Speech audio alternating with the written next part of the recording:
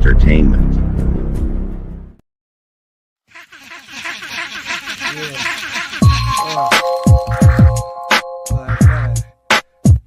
What?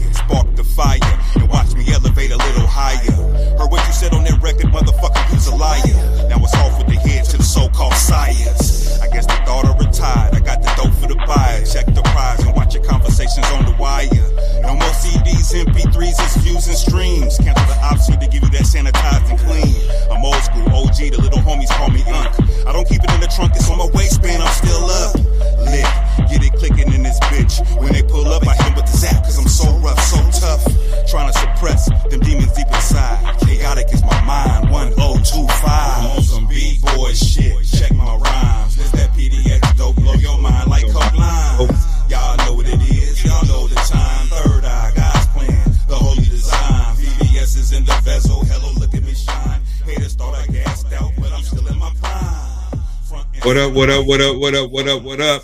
Welcome to the PDXDOPE Live podcast. And yes, I am your host, Mr. Ray Nelson Jr. Today is Friday, April 11th. Anyway, today is Friday, TGIF. We're back at it again with another one. And I got a special guest on. He's always special to me. It's my son, Jamari Nasir. He's in the building with us today. Jamari, how are you doing today, son? Hold on, let me get you in here first. Hey, what up with you, man? I'm good. Just happy to be on here on the platform, topping it up with you. Oh, that's what's up, man. I appreciate you coming. I ain't seen or talked to you in a minute, though. You in trouble for that, but we ain't going to discuss family business publicly. Next up, we got Miss Clarice in the building. What's happening? Hey, happy Friday. My bad. I laid down and was hey, man, listen. It's like, you know what? This nigga right here saved everybody. I appreciate you. Ivory hit me with the tag. But it's this nigga right here that saved everybody. I was so excited to talk to him and sharing his.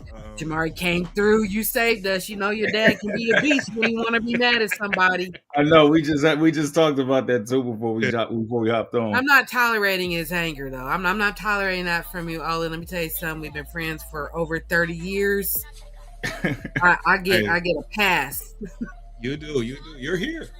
So I stood with you through thick and thin and everything in between. Hold on. You started the record label with me. You was at the beginning of the whole Ray thing when it came to rapping. Absolutely. So you I got the out picture my of the lyrics. first show. I got the picture of the first show. I know, right? When I got, man, I'm going to have to show that. I think I showed that to you, Jamari. I think was Cool Nuts in the back. No, that's the one that works like maybe it might be like LaShawn McCarthy and Conrad or somebody. It's at OSU. Yeah, that's what I'm saying. That's the picture. Yeah, I had on some fucking tight jeans and a New York Yankees hat on, a white one. Yeah, I got that picture. I gotta pull that up. I'm real with this shit. Next up, we got my man Mr. Mays in the building. Scooty, what's up? Where you at, Scooty?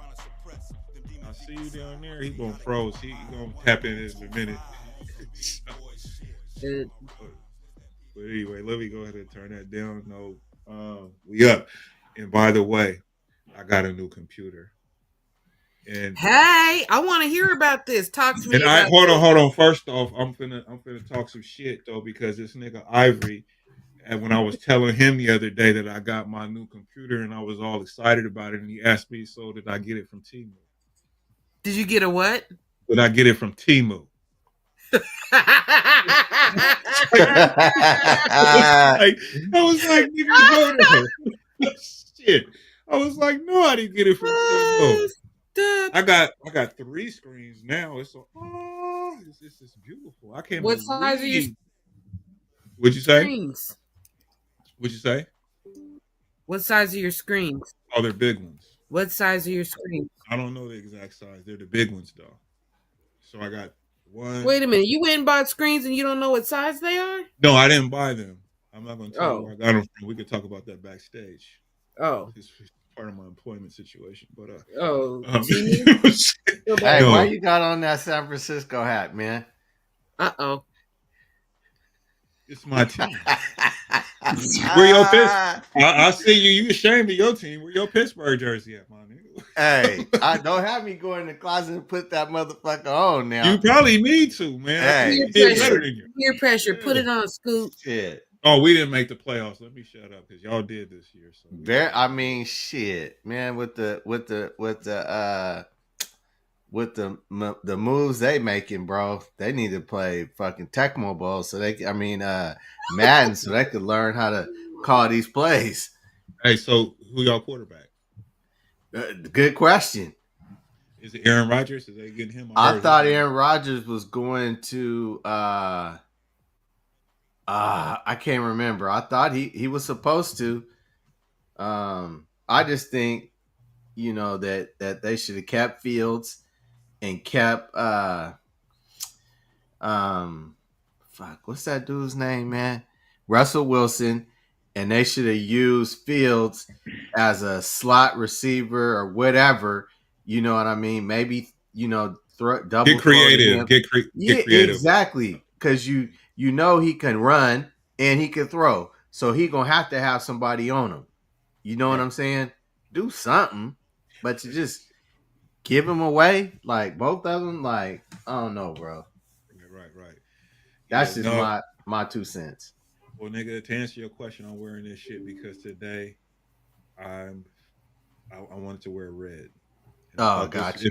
It went well with my outfit that I wear today. I was stunning on them today at work. It was just like, well, is this nigga in a rap video or some shit? I didn't wear the hat though. I wore my official hat instead that matched my pants, whatever I was. So you guys had relaxed, what is it called? Casual, whatever.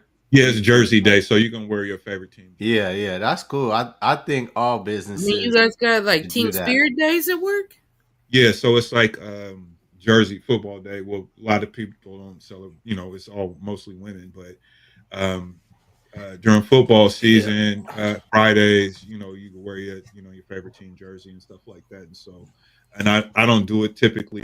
I do it during football season, but today I was like, fuck it, I'm wearing my shit. It's my last couple of weeks here at this facility, so we'll be moving to a different spot. So I was like, fuck it. But anyway, I wanted to welcome everybody to the show. I got my son on today, Jamari. What's up with you, son? Tell us about it. You got a new release out, new album out, new project. Oh, hold on. I want to hear about this. What platforms is it on? It's everywhere. It's on all platforms. And it's payday. Hold up. I'm going to play a couple of the records from his new joint, Leaving the Boondocks. Him and Riley did this. This is his producer, his main guy. They did Wait Hood with him. We're going to play that. I was a little bit taken aback, and I was in my feelings and touched, and I felt the way because I had to find out with everybody else that the album was out. I didn't know he was going to drop it, and so I was on my scrolling on social media, and I seen this, and I looked. I was like, "This motherfucker!" And so I went ahead and I went and I listened to the record, and I was like, "Oh yeah, you wildin'." And this is where Ebony Pam in the building. What's happening with y'all? Day oneers in the building. So yeah. Studio auto finish playing. What the fuck? Anyway, I don't want to do that. But yeah, my whole thing since I hooked this whole situation up. So usually before the shows, it has a countdown on it. So I'm sitting here chopping it up with my son the whole time. I said, wait a minute, what time is it? And the countdown thing wasn't working. And like right now, it doesn't show me. It shows live. It shows me the people that's watching, and it gives me the time of the show.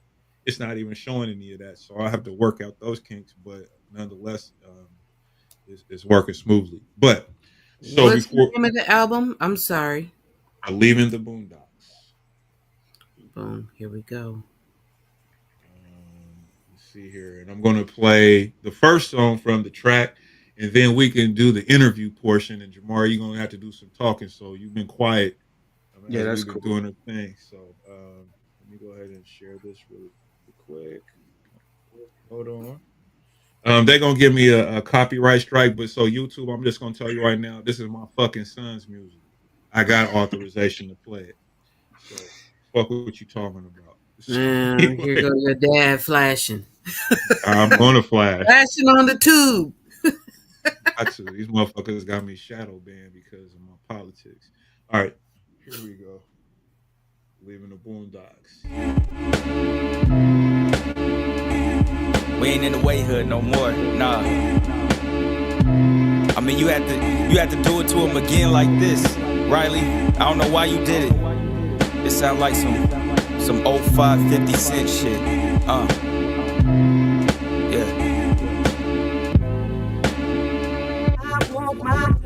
Me and Riley, about to leave the boondocks. The only two goons locked and ready. Combination is deadly. We don't throw up sets to any marks, but we ready. Souls touching the track, and we sweaty. A slave to the rhythm, hear the cadence of the drums. And I pen them lines, begin them rhymes, and bend them like I'm Eminem. Remember them times I studied the battlings of Nas and Hov. Who would have thought they would remind the soul to keep going? I wanted my love and the respect when I was 24 and never expected it anymore. I've stepped on many floors with no puddles, surrounded by cats with no hustle. Forever coddled, they will never grow with no struggle. I hold muscle like I'm Goldberg. Let the flow surge until I'm at the top and able to hold birds and let go of every dove from above. I murdered y'all, but it's all love, like Chris Benoit. So please believe that this shit gets raw. It's no mercy. Me and Little Riley speeding through Jersey. We in a hurry, doing 60 over 30. And yes, we born it early. Both gifted, aware that we worthy. Slowly on the rise and we emerging to serving you a platter. When shit gets poppin', we'll make them scatter. Approaching you roaches, we'll make them splatter. So never crawl up on the canvas, just so it's no misunderstanding that this the beginning and we're expanding. The force is real demanding. We plan on standing the test of times. Respect the minds of excellence. Respect that I'm a testament to making this happen. It's deeper than rapping, it's factual. Grounded humility, what is actual? Making sure my money's compatible with my spirit. I only want the comfortable living because it's about your collection and y'all are spending. Cause y'all don't get it, y'all don't want it. I'm moving off of principle. Maury boy till I'm reaching the pinnacle, I'm out.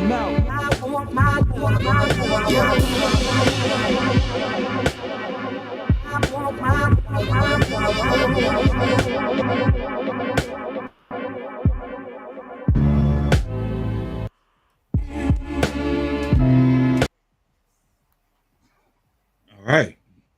That's the first song on the lineup, right? Yeah, that's the first one. So what's your motivation? What's that Um, about? so I was in the middle of working on the album, The Weight Hood at the time, and Riley had sent that. And ironically enough, I was watching Power, Raising Canaan, and the vibe of that beat, like it just matched the tone of the show so well. And so I was like, man, this just gives like 50 Cent vibes. You know what I mean? Like a Yeah. oh 05 50 Cent tape. And I just started writing to it, and that pretty much came about. So I was pretty much inspired like by Power in a way, you know, and Right. just the vibes that it gave. Okay. No, that's what I got from it too. I like that. Like I told you earlier when we was listening to it, it reminded me of this kind of the style that, I'm a big 50 Cent fan, already know that. Right. Yeah. Hmm. We was honorary G Unit members, I think, at one point or whatever. I think we had G Unit clothes and everything. Yeah, we did. But then but then ironically is like I raised you off the Boondocks. So if I say Yeah. the title name of that, I mean it's like That was one of probably the should have first been raps one. I knew. The theme Yeah, I song. remember when I heard you saying this, sing, and I was like, "Oh yeah, he's gonna be a rapper." That was one of the early signs or whatever. So yeah. Yeah. So what's the plans with this project? I mean, The plans you, with yeah, what you gonna do with it? Performing or anything, or are you working on anything like that? that's Um, probably gonna be like the next focus. I don't want to rush necessarily into the next album. I kind of want to let this breathe and like do other things and allow this project to grow a little bit. Um, Even though we really didn't have like major intentions when we made these records, mhm, we were just making them in the midst of me making the Weight Hood, and so we were kind of stuck if we were going to use some of these songs for that album or not. And we kind of pulled the plug on some of these songs in terms of using it for the album. So we were just like, man, we could just kind of put together like a little collab project and mhm. just give it to the people because it was in the vault for a minute. Like these songs are 2-3 years old almost, and Mhm. so we didn't want to second guess it and overthink it and just like not put it out. So we just Just decided, did it. yeah. So, Okay. All right. All right. mm, That's what, that's what's up. I like that. I like that. I like yeah. that. Like I said, I was pleasantly surprised. I was like, he working. He putting this. He's doing his thing.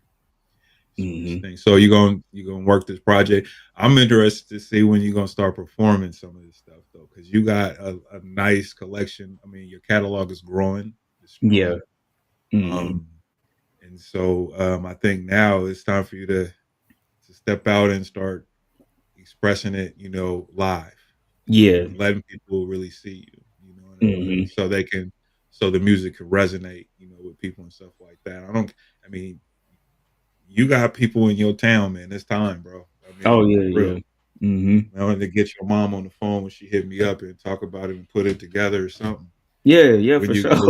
or when you That's come up nothing. here or some shit. But I don't Hmm. care if I do like a La Russell backyard concert, nigga. I'll Yeah, do let's that. do You it. know what Let's I'm do saying? it. Let's do it. Yeah, I'm down. for You real. already know. Yeah, I was gonna for say you got your but parents ganging up on you. for real. You could do So like your music is mature, is more mature than um I would say maybe was average for your age group. You could easily do shows at like lounges. Um as yeah, opposed to like a club setting. You could be at a lounge with an older crowd or even just a more mature crowd, and really draw people in. Hmm. mhm, And Hey for Scott. listeners, hold Yeah. on, let me give this plug. For people who are listening, whether live or later, you don't need to know the music up front. If you're a supporter or a fan, you buy the music now and fall in love with it later. So that's plug. yeah. Because I already It's good. purchased it. Yeah, Oh, it is gonna be worth. It is worth it. It's worth This it. is this is what you do when you support your people. You buy it now, you fall in love with it later. Even if later's 5 minutes from now. yeah. Right. Yeah. Go ahead and get that joint. All platforms you can purchase this. Mari and Riley leaving the Boondocks. I thought that was creative how you did Hmm. that. What what all they did with the artwork, all they did, they had on I think it's CapCut or whatever, where they had the whole where they did your they'll take a picture and they'll make it Oh, into right. the Yeah, I know what you're talking Boondocks kind of about. thing or Yeah. whatever. I Yeah. was Yeah. like that would have been hard. Yeah. So Yeah. Yeah. I thought about that. I was like, oh, that would have been fresh if they would have, because I did one for myself. You know what I Oh, mean? And I was really? like, oh, that's sharp. Yeah, it Yeah. came off pretty cool or whatever. But I have to say that I appreciate what you're doing with the music and the direction you're going, and I'm so proud that you're not mumbling. But you No, didn't have no I wasn't choice with raised like me. that. You already know. Yeah. It wasn't even finna rock with me though, because I was hard. You had boot camp fucking with your dad, so Hmm. I mean, I don't apologize for that. So take it No, how I you know. want to. Like, look what we looking at right now though. But yeah, Yeah. why don't you tell us about how it was when we first started, when you first when it was just practice. I want to share some of this stuff though, because some of it is real comical. So, So there was one story in particular. So I was still like super shy about even rapping at the time or getting on the mic and recording. I just think you just wanted me to try it. So Malik and I, we were recording Swag Like Mine, the first song we've ever did in our lives. Like Oh, that was what? No, was it futuristic? It was futuristic. oh, it was futuristic. Yep, it was. Yeah. It was futuristic. And so it took us, we started that morning, but it took us till like noon to even get through, just to do the first half of the song. So when we did the first half, you let us take a break finally. But Malik and I were kind of like, we were kind of like feeling ourselves though. Like we kind of had a little bounce in our walking around the house. You know what I mean? Like, Yeah. and then you just stopped and you just looked at both of us and you was just like, you two little niggas do half a song and y'all think y'all done some shit. And I was just like, my heart just dropped. I was like, damn, like, okay, like that's my little dream. I'm thinking I'm doing something, I ain't done shit. Like, you know, that's one story that definitely stands out though during that time period. Yeah. No, I remember when you talk about being shy and all that kind of stuff. And I remember Malik. And Malik was like, he was into it. He had to he was on it. You know what I'm saying? Yeah, he was. And then like Swag Like Mine is like the song where you came out of your shell. Mm-hmm. You know, you were I wish I had that record, but I remember like yesterday. Oh, I have them. I have them. Oh, okay. I need you to send me those. Both Yeah. of them. I need both of those. But I just remember like when you came out in the second one, you kind of figured it out. It was nothing that I really told you, but you just was like, "No, I'm gonna do this," and came back and did the joint. And so I thought that was dope. Because I remember you didn't like I didn't like for you to be like in the same room when I was going over the verse. Like I didn't. I like you would have to like you would leave me and Malik in the room. We'll be going over it, but then you would try to like the door will be kind of cracked open and you'll be kind of peeking. And I'll be like, Dad, like go somewhere, like get out of here. Like but you were trying to pay attention, like you were just checking out the progress, you know, I was making, you know, just and that was like and that made me more comfortable too, because I was more like I was able to go over it with Malik. I was more comfortable doing it with him, but I didn't want you in the room though. I was like, I don't want my dad in here. Like pressure. Yeah, I know. That those were fun times, those summer days though, out there at the Vancouver apartment. That's when I was living out there. Yeah, that shit was dope. We had a good time doing that. But the following summer, you came back, and we was in the studio, and you was rapping like Drake. And I was like, nigga, you sound like Drake on this shit. And then you got mad at me, and then he didn't rap the whole summer. No, I was done. I'd been mad too.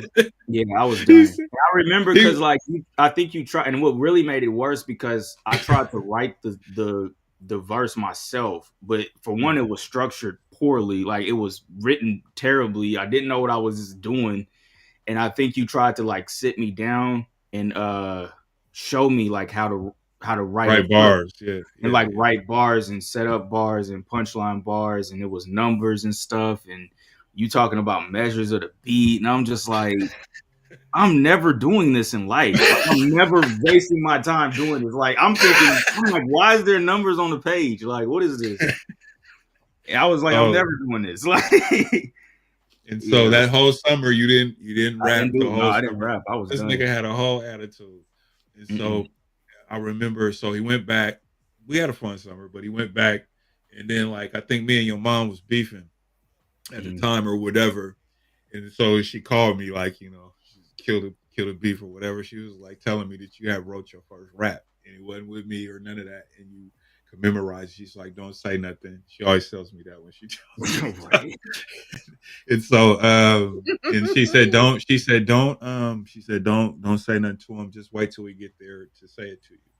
And then when he said his first rap to me, and I was just like, oh yeah, you ready. And I was like, we never looked back after that. I do remember the time when you asked me to do a record with you, and this is even funnier. So I'm in the studio. This nigga went to live in the basement. He had a whole ass bedroom, and he slept in the fucking studio the whole summer in the basement. I sure did.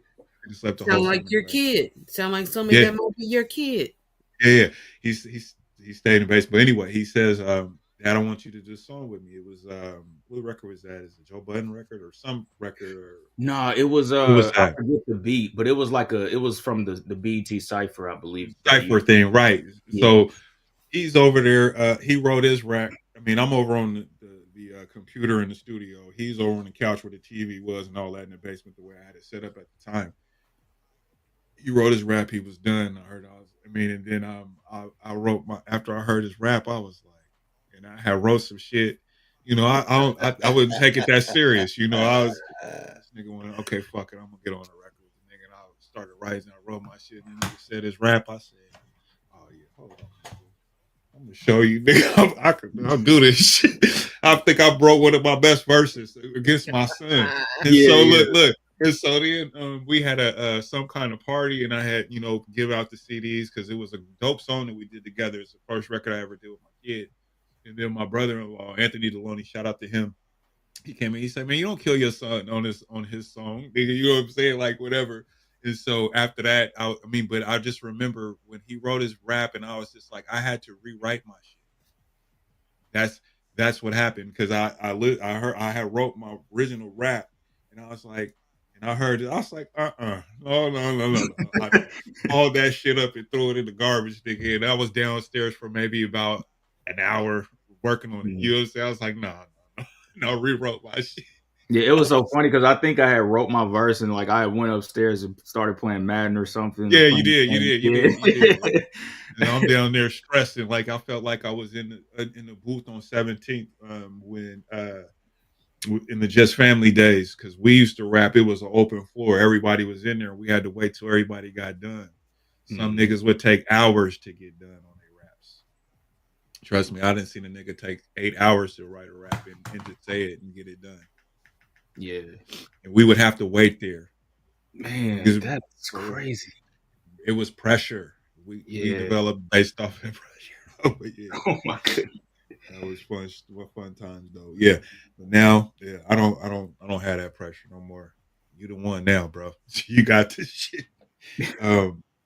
Anyway, moving on. We'll play a couple of other records from the Leaving the Boondocks project from Jamari and Riley. But I wanted to kind of touch base on the situation that happened in Frisco, Texas last week. The track athlete that was stabbed and the young brother that stabbed him. And I have my son on. I mean, he's a little younger than us, of course, and he has a different perspective. Well, I don't want to say different, but I would like to hear your perspective on this since it's in your state. And it's something that I'm curious to know what your thoughts was. We didn't really. I told you I would bring this up, and I didn't want to get into a conversation. I wanted to kind of wait until we were here to kind of get your perspective on that situation. So the floor is yours. So what are your thoughts about that? Yeah, I just don't. I'm not with him having a knife on school grounds just off rip. You know, like it's just you don't do that. You know what I mean? And we're living in a day and age where people not trying to fight. You know, they trying to take your life by any means necessary. You know, so just off rip, him having a knife on school grounds is off limits. You know, and I'm seeing people online making it a race thing. You know, and saying how well, what did um the other kid do to him to provoke him into stabbing him. You know, it's just like it's not even about that. You know, it's like we got to really look at the principle and the foundation of everything. You know, it's just you shouldn't have no type of weapon on school grounds, gun, knife, nothing. You know. Right. Yeah, I thought that was kind of we discussed, we went over it a little bit, and then it seeped out, and they talked about where they were like, well, he had the white dude or the kid. I don't even say white dude like that because it's not racial, but the kid Austin or whatever, I think that's his name, was a bully. It was a bully situation or something like that or whatever, and I was like, yeah, I'm not even finna go for that. It's kind of the narrative that they're pushing right now, and I just, I hate it for I hate that the young man died, and I hate that this young man is in trouble and going to prison behind it, based Right. off of an emotional decision. Ivory, what are your thoughts on this? I know you kind of talked about this last week too, but Uh, add to well, the conversation. I say this. Okay. Um, I agree with with Jamari, and right, we talked about this a little bit too. Let's say, right, let's say something did happen before, right? Mhm. Let's say it did happen before. This young man took a knife and went to a opposite tent where he knew that those guys were going to be. You went looking for trouble. It'd have been different if he would have had a knife and went to his own team's tent. You see what I'm saying? Then I could see you saying, "Hey, I had the knife for my protection." Protection. But Yeah. you went looking for trouble, saying you had the knife for protection. So, uh, you know, he getting what he deserved, Right. So, in Claire, what my are your opinion. thoughts on that? Oh, okay. Claire, so what are your thoughts on that? Well, in our day, there was zero tolerance with that type of behavior. We would have been suspended, expelled immediately from our school. Yeah. Uh, Yeah. Mr. Jackson, may he rest in love and in peace. You were out of there. There was none of this behavior was tolerated. There were no weapons on campus were allowed. I mean, and that's a safety thing. So, you know, uh, we got to get back to a place where there are repercussions, right? And I don't know that all the repercussions that people have nowadays sometimes is extreme, but you have to understand you cannot just um, be reactionary. You can't move on emotion. Moving on emotion is dangerous, and we've got a situation in today's day and age where people think they can just do whatever they want, Right. Right. and they can respond whatever they want, and they can act whatever way they want, and it's unacceptable. It has to be unacceptable. And the fact that we've allowed it to not be unacceptable is problematic. And it's indicative of our society when you see it everywhere we go, right? Every Right. day there's some ridiculous news headline about what somebody did, a gun, a knife, a weapon, just reacting because they were told something they didn't like. They're displeased with whatever happened in the store. We got to get over that. Okay. So, so I'll ask this. So, as far as the racial dynamic of this whole narrative, um, me personally, I feel like it's irresponsible, for that to be the narrative. I don't feel like that's. I think it's played out, in my opinion. I'm curious to know how you all feel about that yourselves. Um, I'll say like the issue that I have like with our people is that when we hold us accountable for something that we do that isn't right, they all our own people will jump to the conclusion of it being against blacks, us being against our own people because we're holding ourselves accountable for something that's not right. And that it's like it's no different than a parent and a child. You know what I mean? Like you've held me accountable for things when I was a kid, when I got out of pocket or I did something bad.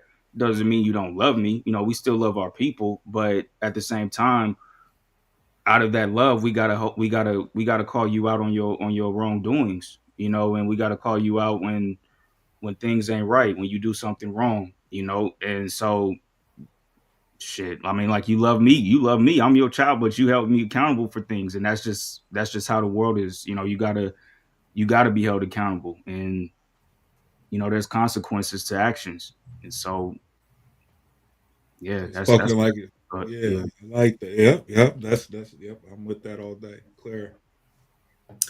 I'm nerd 1000.0, right? So, I've taken all kinds of different types of courses regarding race and things of that nature. And anytime you have more than one race in any type of situation race is involved. That being said, it's not an excuse, and it cannot be an excuse. Period, point blank. Bad behavior is bad behavior. Yeah. You cannot just behave whatever kind of way you want to behave and use race as an excuse as to why that's justified.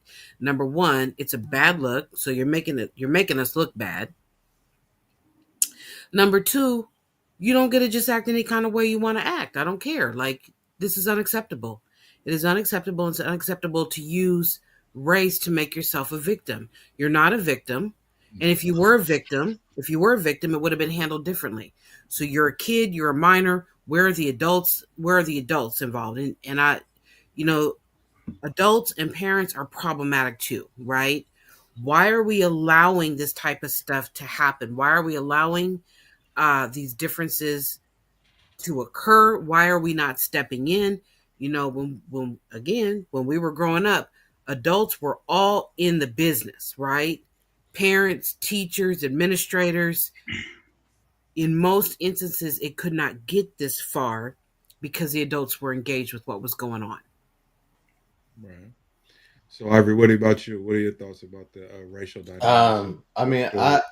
I agree. With Jamari and what Claire said.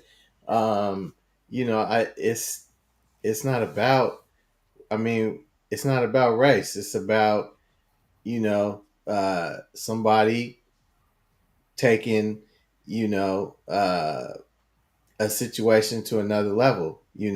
Using looking for I mean, basically, if you knew there was a problem, you should have went and seeked help, basically, from Right.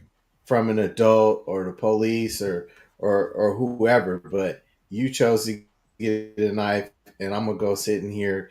I'm gonna go sit in this dude's area, and I know he gonna say something to me, and then I'm gonna Right. stab him. Yeah, that's wild to me. Provocation, provoking somebody. Right, and so yeah, Yeah, I think that we're all in agreement on that. It's I just think that the media in particular, I'm tired of seeing you know black people being used in that manner, right, wrong, or indifferent. Exploited. Right. It's exploitation. Whether right, wrong, or indifferent. I mean, like we said, we should be holding ourselves accountable or our people, and not being, called a coon or whatever because you're pointing something, you're pointing out the wrong. You know what I'm saying? And the media, it just tends to highlight those things, and then it speaks to people's emotions, and then this becomes an emotional topic, and then we're not talking about the actual thing that happened. And regardless of, we can remove the ethnicities of both parties involved and say it was just two black kids. What are we saying then? What's the Two black narrative kids, two then? white kids, two you Asian know kids. It's Mhm. we're not. not going to but we're not going to talk about it like we're talking about it today. You see what I'm saying? And that's problematic, and it's an easy way to rile black people up. You know what I'm saying? Or a certain segment of us, where this is you know oh, the death penalty for the kid. And I don't believe that he should get the death penalty, but they're talking about that's on the table because they're saying that it's premeditated, because there were some text messages, at least that's what I've been reading about or whatever. But It's Texas. Yeah, I was just about to say. Nobody should be surprised about that being. We touched on this conversation last week. Nobody should be surprised about that being even discussed, whether regardless of where it goes. here's the thing, because when you have first degree and second degree, those are two different. Second degree, well, that would be more like manslaughter, You that's have not really Texas. right. But what I'm saying is you still have to have you have to meet a certain level of the crime in order to receive a death penalty, and I think it's that's going gonna to be be hard for it's gonna and right. since we've had this podcast, since you started this podcast, I've under I understand now why attorneys go for the lesser charge. Right before, I didn't understand it, because how can you prove that someone had an intent at that particular moment to kill that person, Right, right? because that's what's going to differentiate between a death penalty versus life. Right. It's easier to be like, hey, you had the knife, you went in to that dude's area, right? And you stabbed and killed the dude. Done. But to try to prove, yeah, you knew you were gonna kill him, all that type stuff. That's Right, a but harder. but it is harder. But what I'm saying is that came up is because I believe that there was some previous conversations to that incident happening prior to that event where there was talks of him doing something to the dude. You know what I'm saying, or at that event or whatever. I'll have to pull that up to.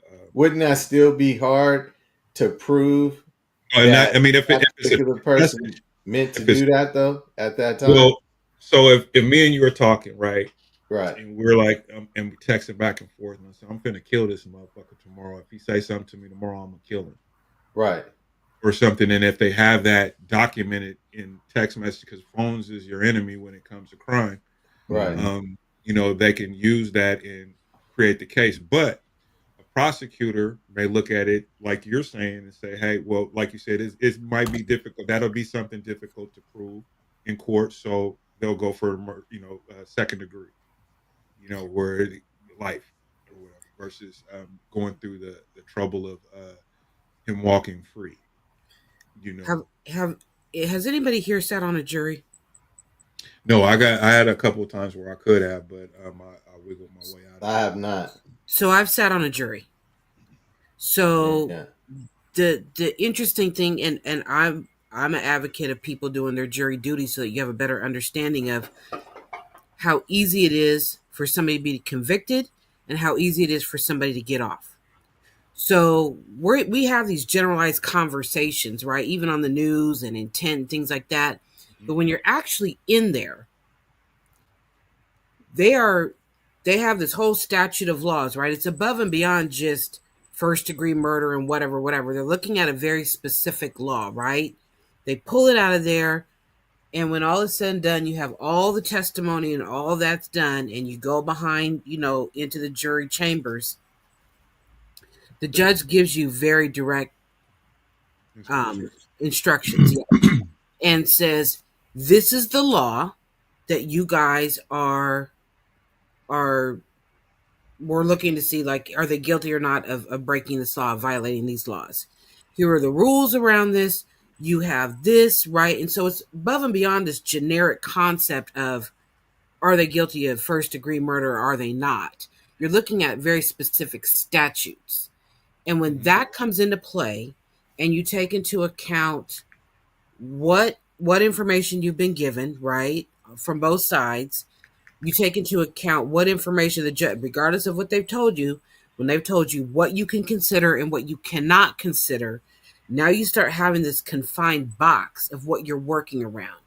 And then, based on all of this stuff, you as a jury then begin deliberations as to whether or not somebody is guilty or not. It's real easy to be guilty, and it's real easy to be innocent, depending on what's going on. I mean, like, ridiculously so. Mhm. Unfortunately, I would I know absolutely what you're encourage talking about, anybody Claire. here and anybody who ever listens to this, if you get your jury summons, to go. And you should want to get on a jury, and hopefully you get on like a civil case, because that's a little bit simpler, right? But understanding what's really happening behind the scenes with jurors and how that ends up rolling out and how easy it is, um, for somebody to be convicted or to be innocent in the most extreme instances, you will have a better understanding of that. Yeah. It's a wild situation. Well, I think that I don't think that he's gonna get the death penalty. I don't think that he should. I wouldn't want that for him, but I do think that he's gonna get some time. Oh, However, for that sure. I At the mean, minimum. however it hashes out, he'll do some time. It'll be a long time, but death penalty. When I was reading that, I was like, you're reaching for the moon with something like that because I mean that's ridiculous. To me. Um, That's just my thought on it. But I do feel like some should happen, and I don't have all the information just based on what I know. Like you said, there's going to be more information that comes out. There's going to be things that may work in his favor, and there's going to be information that's not going to be so much in his favor. And so, I mean, we'll figure it out, when that time comes. Um, but nonetheless, you know, um, that wasn't the move. And pray for him. Like I said, it's a young brother, and I hate to see that because we tend to be emotional a lot of times when we make decisions, and we know that making emotional decisions aren't necessarily always the best decisions, right? It's Um, detrimental. yeah, so I mean, and I've been a young man in my life, and I've done a lot of stupid things, and I'm just lucky, you know what I mean? And so I kind of get it, to a certain degree. And I mean, and I'm talking about from Carmelo's perspective, because there was a time when I was, rambunctious and emotional and passionate and all of those things. We don't tend to see clearly during those moments. You know what I mean? And like I said, I've been lucky. I could have done. I mean, I've been in fights. I've been in situations where somebody could have just as well been killed. You know, and hey, so I understand it, but it doesn't make it any more right. You know what I'm saying? And it's like it's not nothing that I'm proud of or nothing like that. But at the same time, I'm aware um, that during certain times you don't have the right type of support system from home, or you don't have. I mean, you have parents, and having the parents to do everything for you but not present, is definitely a huge problem in a lot of homes. Parents to feel like they're providing for their children, the home and clothes, and they go to the best schools and those type of things, but they're not present. And the word present, a lot of people don't really tend to think on that level. It's like you have to be involved with your kids. Like when your kids is doing homework and they're not doing good in school. Well, motherfucker, what are you doing at home to make sure that your kid is getting this information or getting the support and the help that they need to be able to do things? A lot of parents are just like, you know, let the school do, you know what I'm saying? And then they want to cuss the kid out when they ain't doing well, but they don't do anything to reinforce them getting better or improving on whatever it is they're failing at or something. And so being present, so you got a lot of kids that deal with that, or they come from broken homes, or they don't have both parents at the home, or they have a mom that's on drugs, or a father that's on drugs, or whatever, or they didn't have to go to school or whatever, but they just went because they had to get a meal. I'm kind of sharing. That's a little bit of my story. You know what I mean? But it's like uh, parents not being present with their kids and so forth. How is it like what I think you said earlier, Claire? Like parents and adults, where are you? Where were you? Why did it escalate to this point to where your kid felt like he had to bring the knife, or That what if includes he came in? administrators at schools, though, too.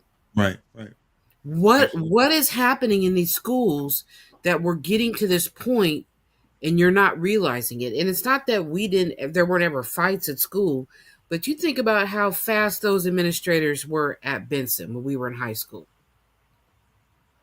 Yeah, The fight couldn't go on too long before they were swarming the scene.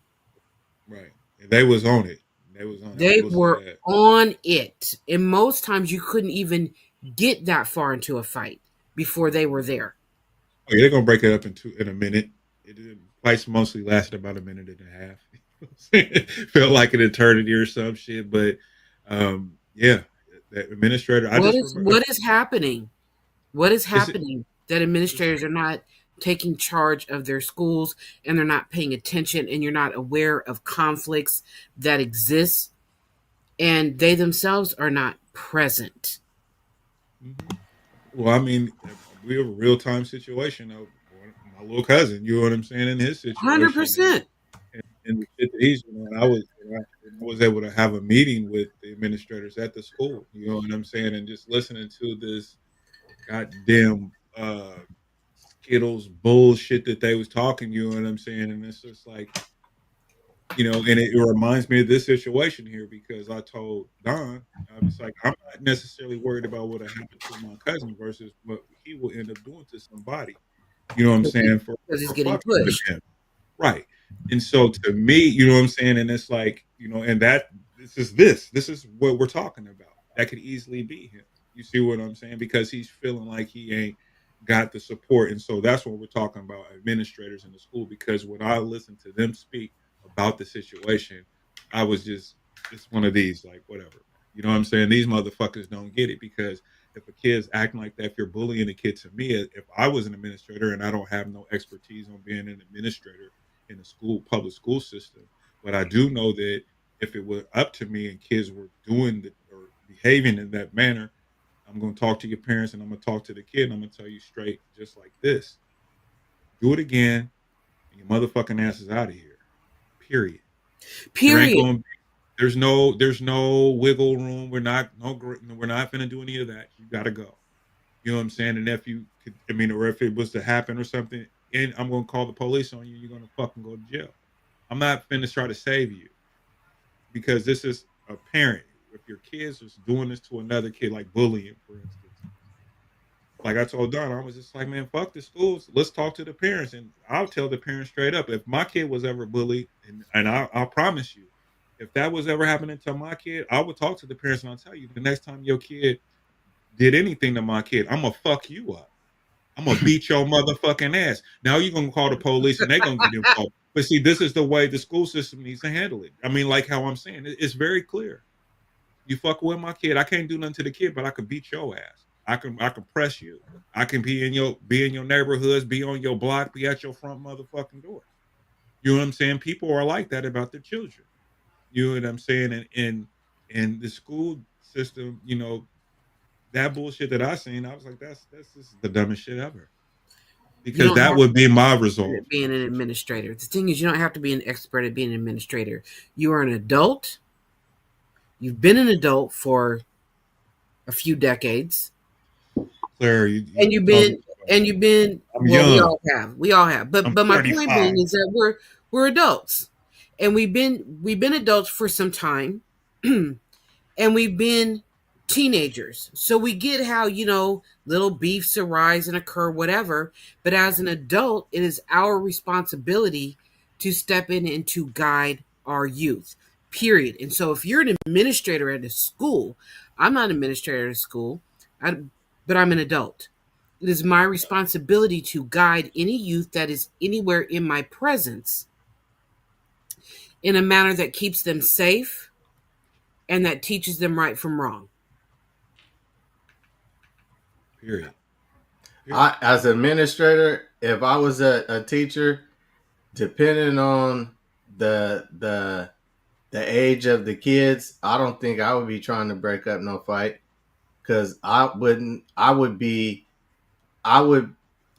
have fear of being sued for grabbing a kid or being stabbed possibly or cut.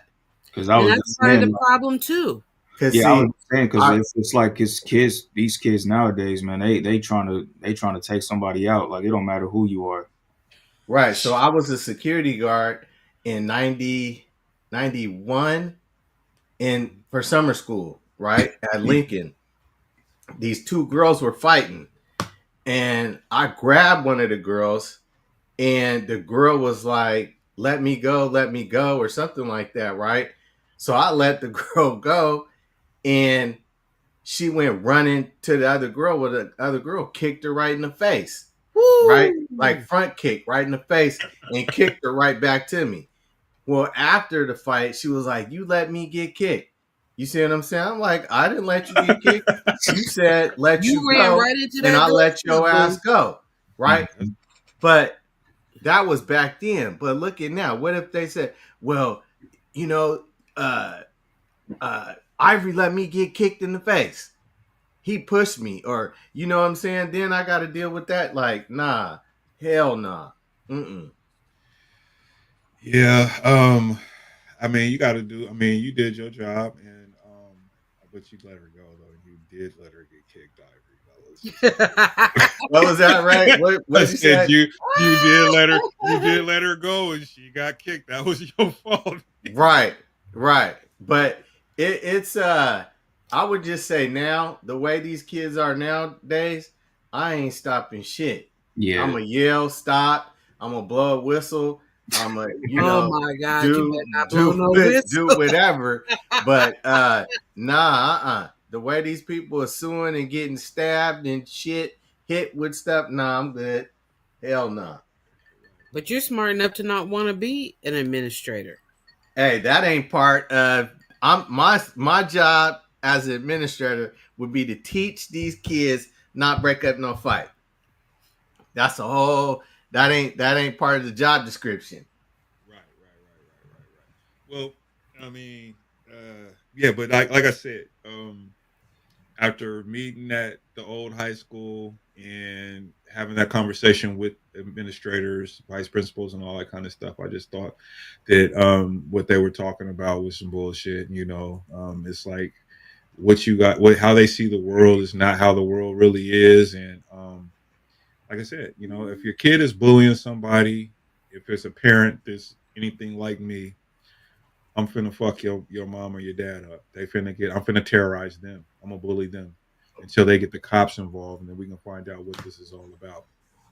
But I guarantee you, after I do that, the bullying will stop. I can assure it by that manner. Yeah, I'm fucking your people up.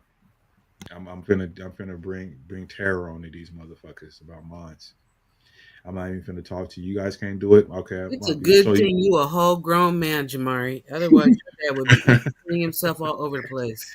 Yeah. I'm serious, man. I've been so your son is bullying my kid, huh? Smack to the face. Oh, I'm going to call the cops. I mean, I tried to call the school district or whatever. They didn't want to do nothing about it, so I had to do something myself. And the parent is ultimately responsible for the child. And if she's present, the word that I use, let's go back to the word present. If they were present, we wouldn't be dealing with this. Period. So I'm gonna make you present, and I'm gonna give you some presents. I got some gifts, some left, rights, and up. Yeah, you're getting the smoke, all of it, all the smoke. Because I don't bullies is some bullshit. We beat up bullies where I'm from. Yeah. What you talking about? What you mean? But yeah, that like I said, um, prayers out to the families involved with that situation, and I mean both sides. It's True. unfortunate to see our young people have to be continually. This is just like a constant. I mean, it even trickles down, and we talk about self accountability, and it's like we will get up in arms about this shit, but there are mass shootings in Chicago, Florida, Los Angeles, Oregon, or Portland, Seattle. I mean, all these cities and shit like that constantly, where people are dying, or innocent people are dying, or young men, young ladies are dying, and that's not never the narrative. You know what I'm saying? We're not never up in arms about that shit, and that's kind of weird to me. It's a constant. But when it's the racial component is introduced into the conversation, we forget about all that. It's just like when the cops kill a nigga, right? We all that shit though. But when niggas is killing niggas, we ain't up in arms like that. You know what I'm saying? Or holding ourselves accountable for the behavior of these motherfuckers and talking about these parents that ain't present. You know what I'm saying? Or allowing their kids. Why your kid got a fucking Draco, my nigga? Like, what is this? Why he 13 with a Draco, my nigga? You see, like out here talking about, man, I got the switch. I mean, what? I mean, I don't know. It's wild. It's wild shit. But it can't always, we can't rest on that shit, because what has that really ever done for black people when we talk about shit like that? What are we accomplishing? What are the goals? What's the progress? Where did we go from here to here? Did we rise up, or why are we still stagnant in this one position? Um, of victimology. It's like, well, oh, it's because I'm black and it's this and that. And no, nigga, it's because you made a poor choice. A lot of decisions. It ain't because the man stopped you from achieving anything in your life. It's because you made poor decisions. And when we hold our family accountable for not doing the right things and shit like that, they get mad at you, right? Mm. You know what I'm saying? They hot at you. Oh, this nigga think he. Now you think you something because you telling the motherfucker that they made a poor decision, but they mad at you. Now you a coon, or you ain't with the brothers. You know what I'm fan. You can't make yourself white. You're gonna be the color that you are. You black, but you supposed to rock with a motherfucker even if they make. I mean, right or wrong. I used to believe in that type of shit. That's bullshit. No, nigga, you out of pocket, nigga. No, no, we not hanging with you. You gotta stop celebrating them type of niggas. No, you ain't representing me, partner. That ain't, what's the one that say, die, nigga, die, so us black folks can live. That's a quote. Y'all ain't heard that? No. Oh, you niggas need to tighten up. Well, wait a minute. There's three of us who none of us have heard this. So No, you should have heard this. This is a classic. What's up with you, Elijah? What's going on? What's up, Jack? What's up with it? oh, Jack. Why we got that?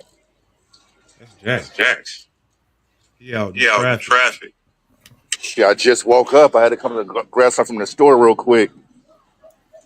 Hey, Renella. What'd you say? Renella's is I'm telling you. Oh, I'm going tomorrow morning. After I go to the gym. Yeah, it's definitely where it's at. Give my shake up. Eggs.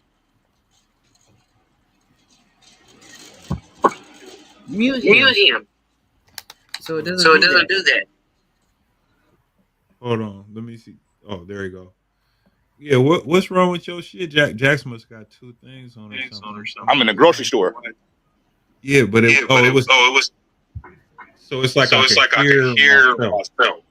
I don't know. I'll be out in a second. Okay. Yeah. You going tomorrow though? Yeah, I'm gonna go tomorrow. Mm-hmm. You gonna get them eggs? I'm gonna get the eggs. I'm gonna grab me some strawberries and some blueberries and see what else they got out there. And freeze up some of that stuff. And I got my little. I've been on my protein smoothies and stuff like that. So. Yep. Yeah, it's working. I've been grinding. I've been breaking down though. I think I had a pinched nerve or something. I got to go to I think next weekend to see these people so they can kind of physical therapy or something. Yeah, well, they work on your back and your for chiropractor on you.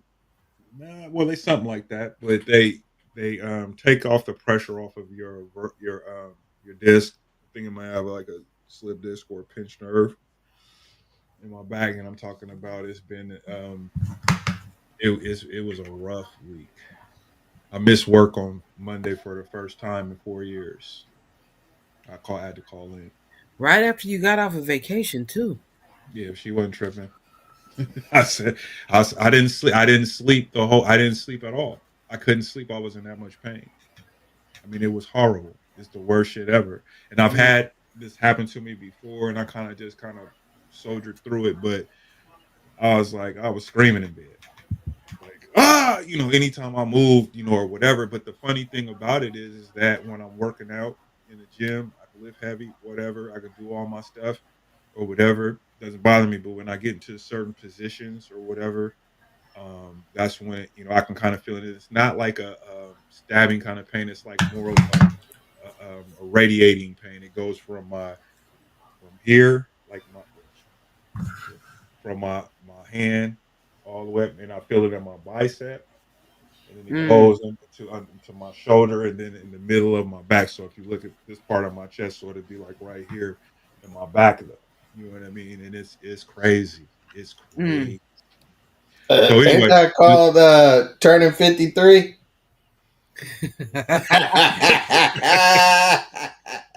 Hey, listen, it's part of it, man. But people, they got this machine, they put it on you and they stretch you out and relieve the pressure and put your shit back in order and all of that. But I can't be having that, because if this is what it's gonna be as an old man, nigga, I ain't gonna last long.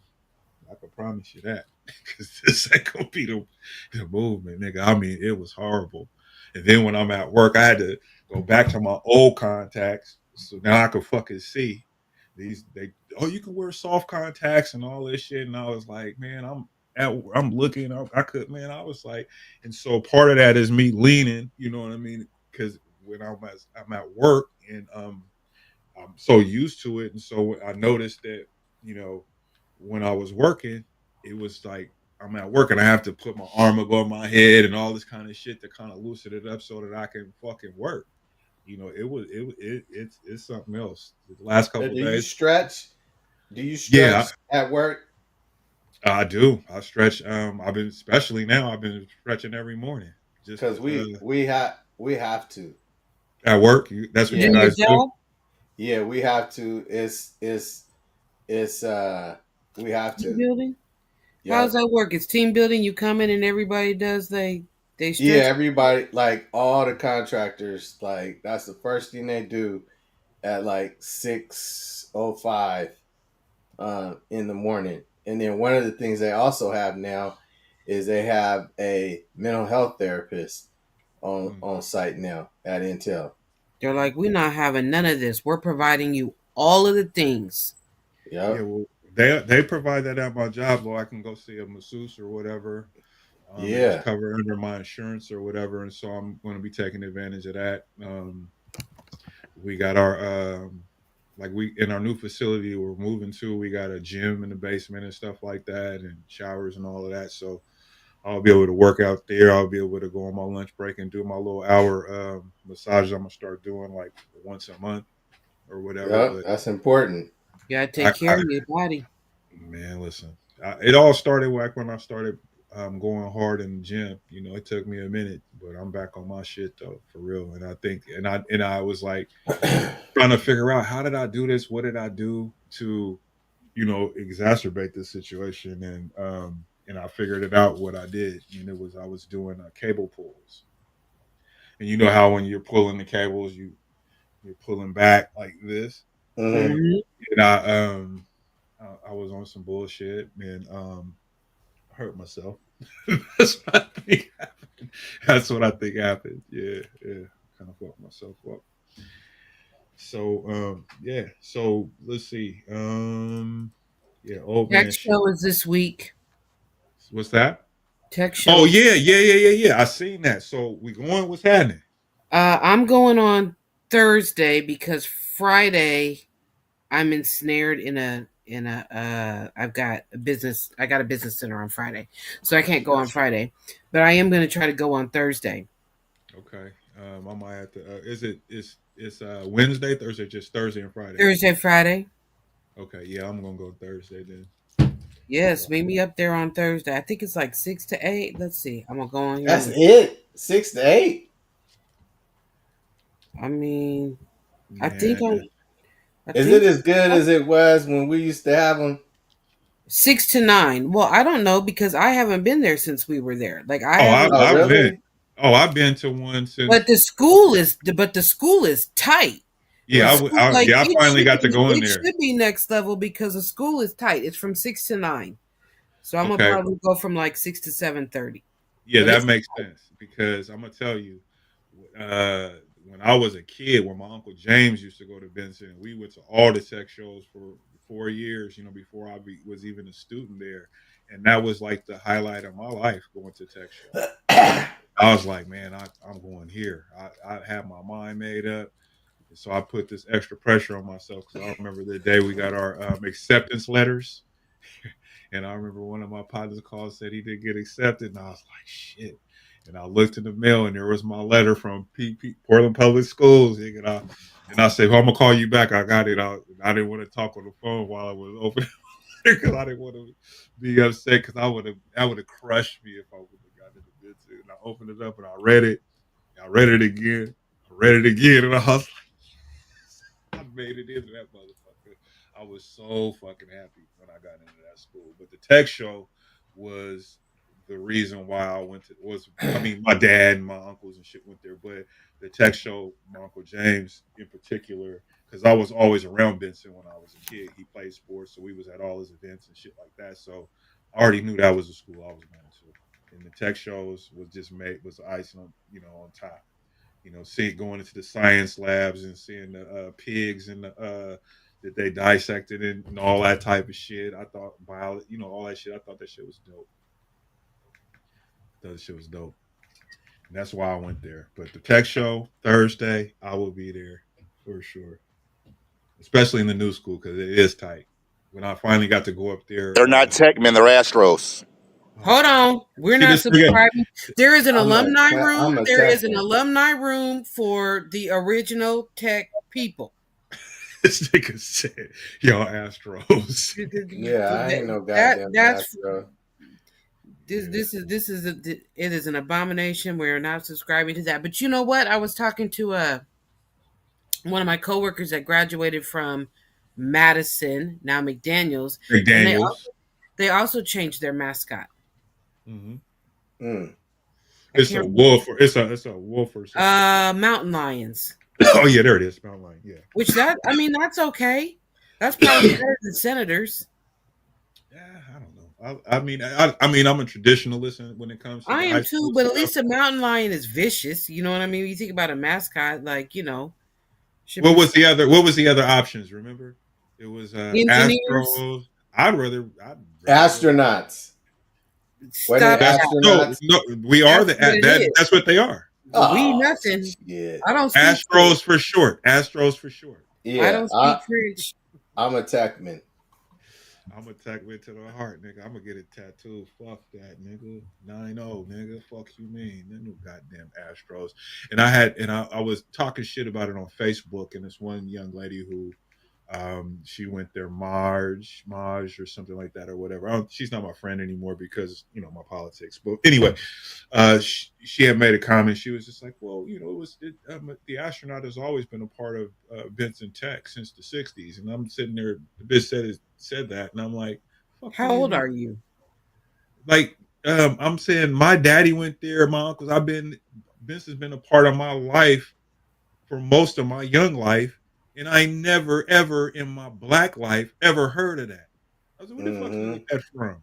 My It uncles had, went to Not Vincent. astronauts. right. No. My dad, Airplanes. Yeah, uncles, all that. there was the airplane stuff and of course Aeronautic. the cars, but not astronauts. Right. You know what I'm saying? What astronauts that went to Benson? I don't know. I mean, it could be. Let's even talk about the history of astronauts because they ain't even been around all like that.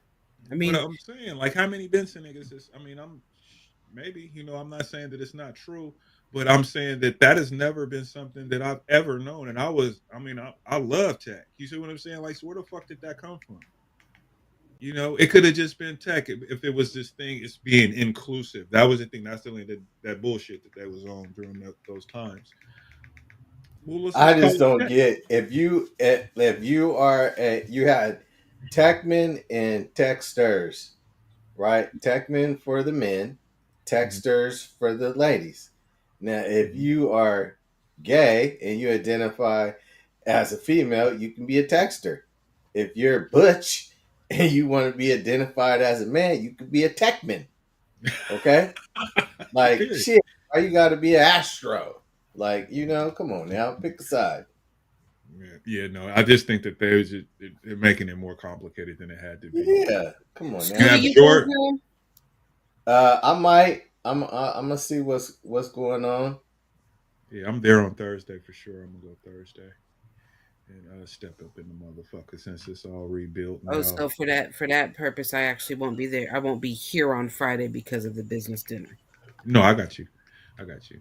Yeah, that's what we're doing. So what else is good in the news? What else is good in the news? I don't know what y'all done covered so far. Oh, we What did just I what I say? we I said uh something. we covered Jamari's new album he dropped today. Oh, the Um, mental health. The and we person. played that song. And then we talked a little bit about the thing that happened in Austin, or happened in Frisco, Texas, to Austin, between Austin Oh, and what Carmelo, the little, yeah. Carmelo. Yeah, we kind of, since Jamari was on, we had him kind of give his perspective, and then we kind of delved into that and talked about, different perspectives in terms of how we feel about the whole race dynamic that's added in there, and is that necessary considering what this situation was. And then we also covered um, what else was it? It was just basically those two things, and we kind of elaborated on them and went into some other stuff. But not pretty much we early. It ain't nothing, you know. We haven't really gotten too deep into it. Did you hear about the helicopter that went down in DC because it like lost the blades I seen it. It just came off? felt So like that's what happened. It lost the Yeah. blades. Yeah. I seen that. I That's seen a it. I seen it. manufacturing issue. Well, or a maintenance issue Or well both. because they've been flying the motherfucker. You know what I'm saying? And a lot of times, you know, I mean, you think Oh, about how. never heard of that one before. That was a new one. Yeah, I mean, it's happened. It's not, you know, trust me, it's happened. It's just one of those things where, yeah, like you said, manufacturing or maintenance. You know, rusty, something broke, boom, boom, catastrophic, and then you know one thing happens, and then it causes a catastrophic chain reaction, and that's what you got. You know, but I seen them fly because I didn't know what it was at first until I had to look at it like 3 or 4 times. I was like, "What the fuck is that?"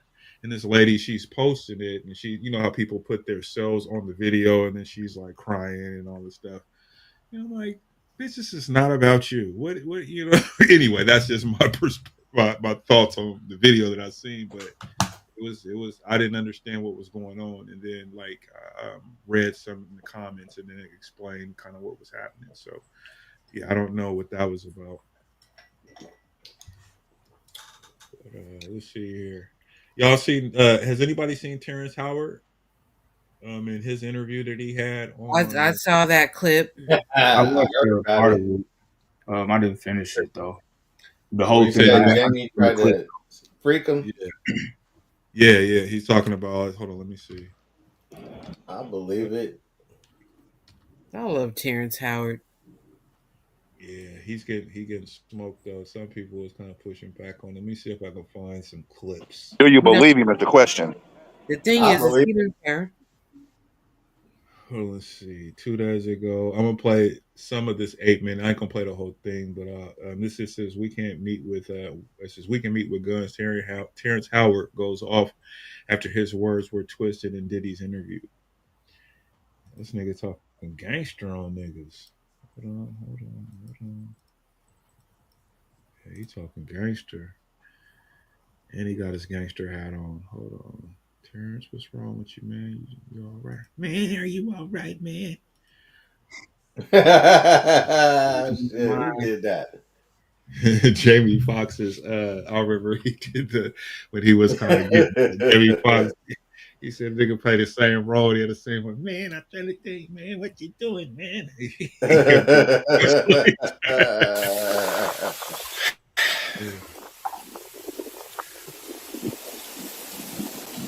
Listen, before y'all talk about me, y'all need to talk to me.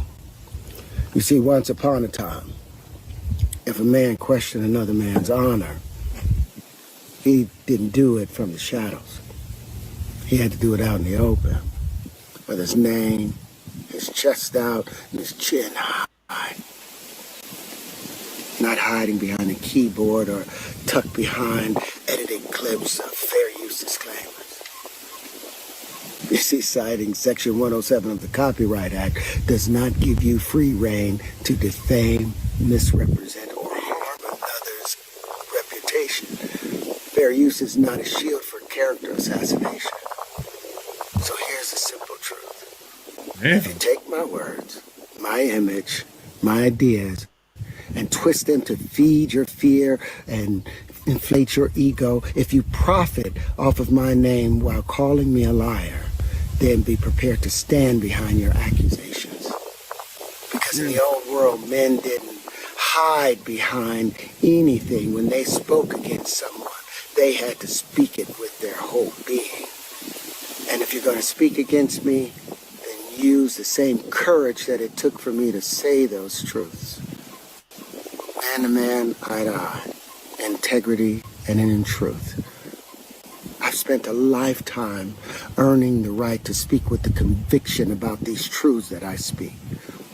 So if you want to tear that down, have the decency to come and say it directly to my face. And say it like a man. If you're going to talk about the geometry, have other geometries to argue against it. If you're going to talk about the supersymmetry, speak of other supersymmetries that would work against it. If you're going to talk about the white papers, provide your own white paper as an argument to argue against the equations or the conclusions. But we're going to do this respectfully, otherwise we'll end in a duel. And I mean a duel, real life duel, where only one person walks away. We can meet with guns, bottles, knives, or books and equations. But we're going to do this like men. So, get ready. Get ready. That nigga's weird, bro. He ain't gonna shoot nobody. He ain't gonna do that. That nigga. Yeah, he is a Spoke so strange eloquent. individual. Jack said he's weird. He said a strange individual. Hey man, He's an artist. Yeah.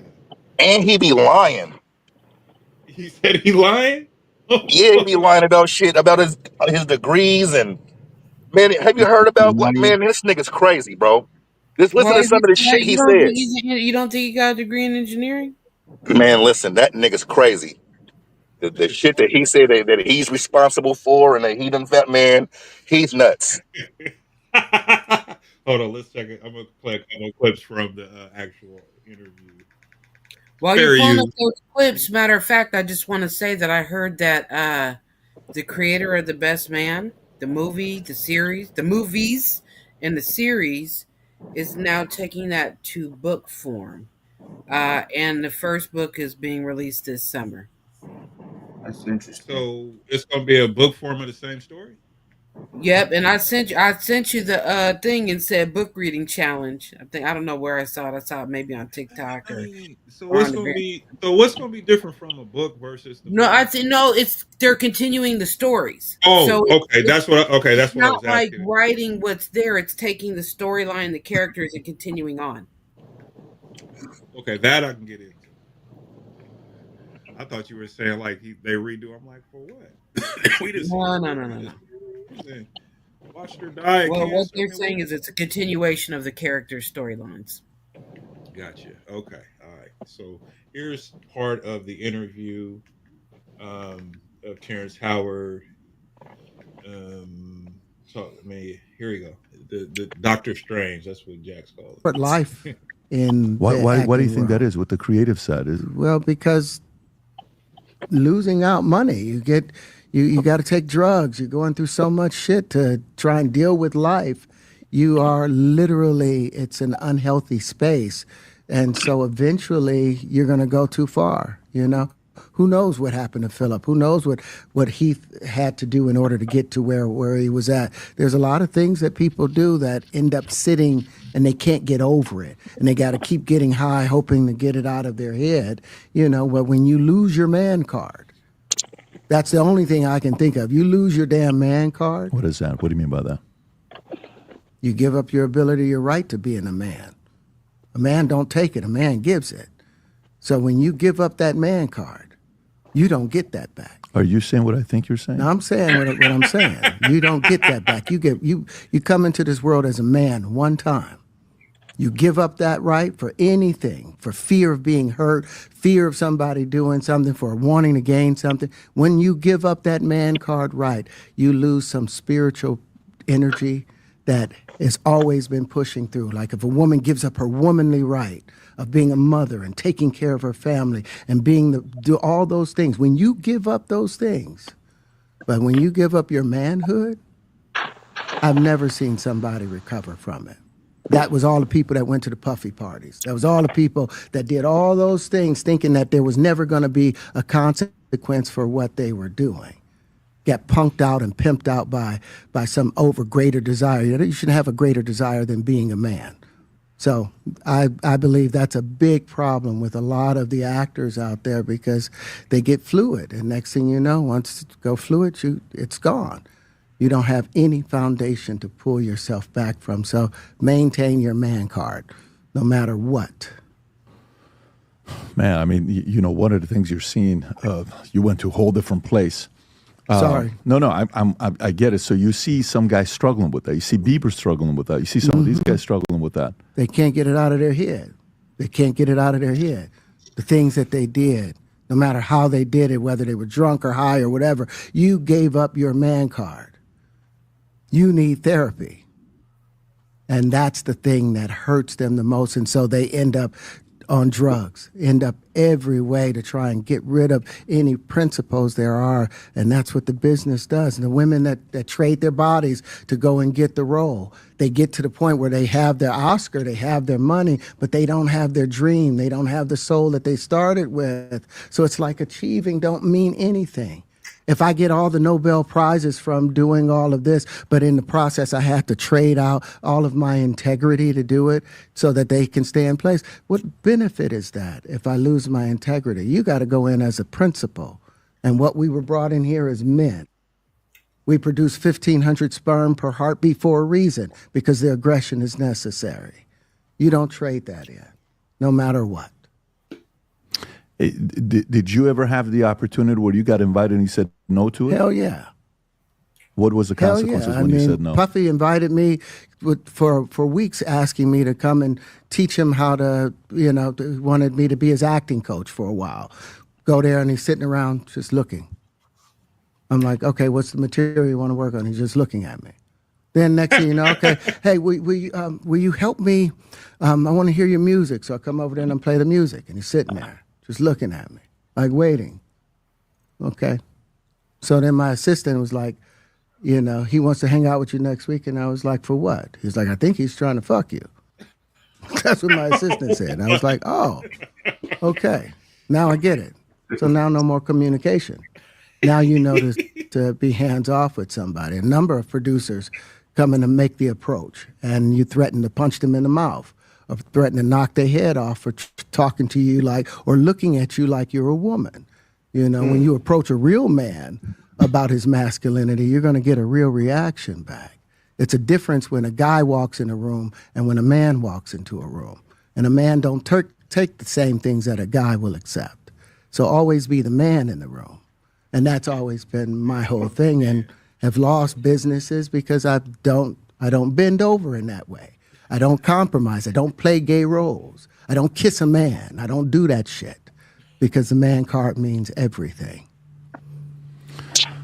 I had no idea we're going to go this direction with the podcast. This is absolutely. Well, listen, we've talked about it. We've had a lot of the guys on to talk about this stuff. Are you done with Hollywood because of this specific reason? I'm still working. I still, I haven't made the money necessary to do all of the other stuff. So I still have to go and do the Chitlin circuit. I still have to do the job that I need to. But eventually, I've done what I set out to do, which was to redefine the universe. I've proven what I've set out to do, and that's why I have all the patents. Whether they evaluate it or not, that's up to them.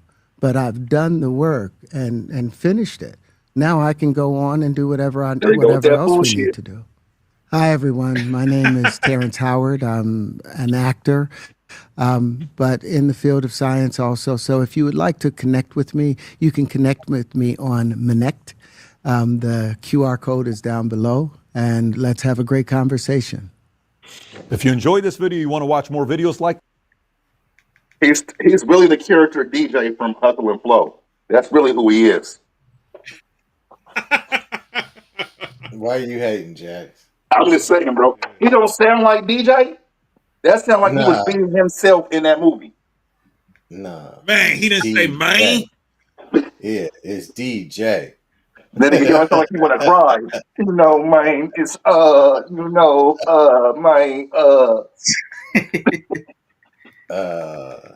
you sound like okay, so Black.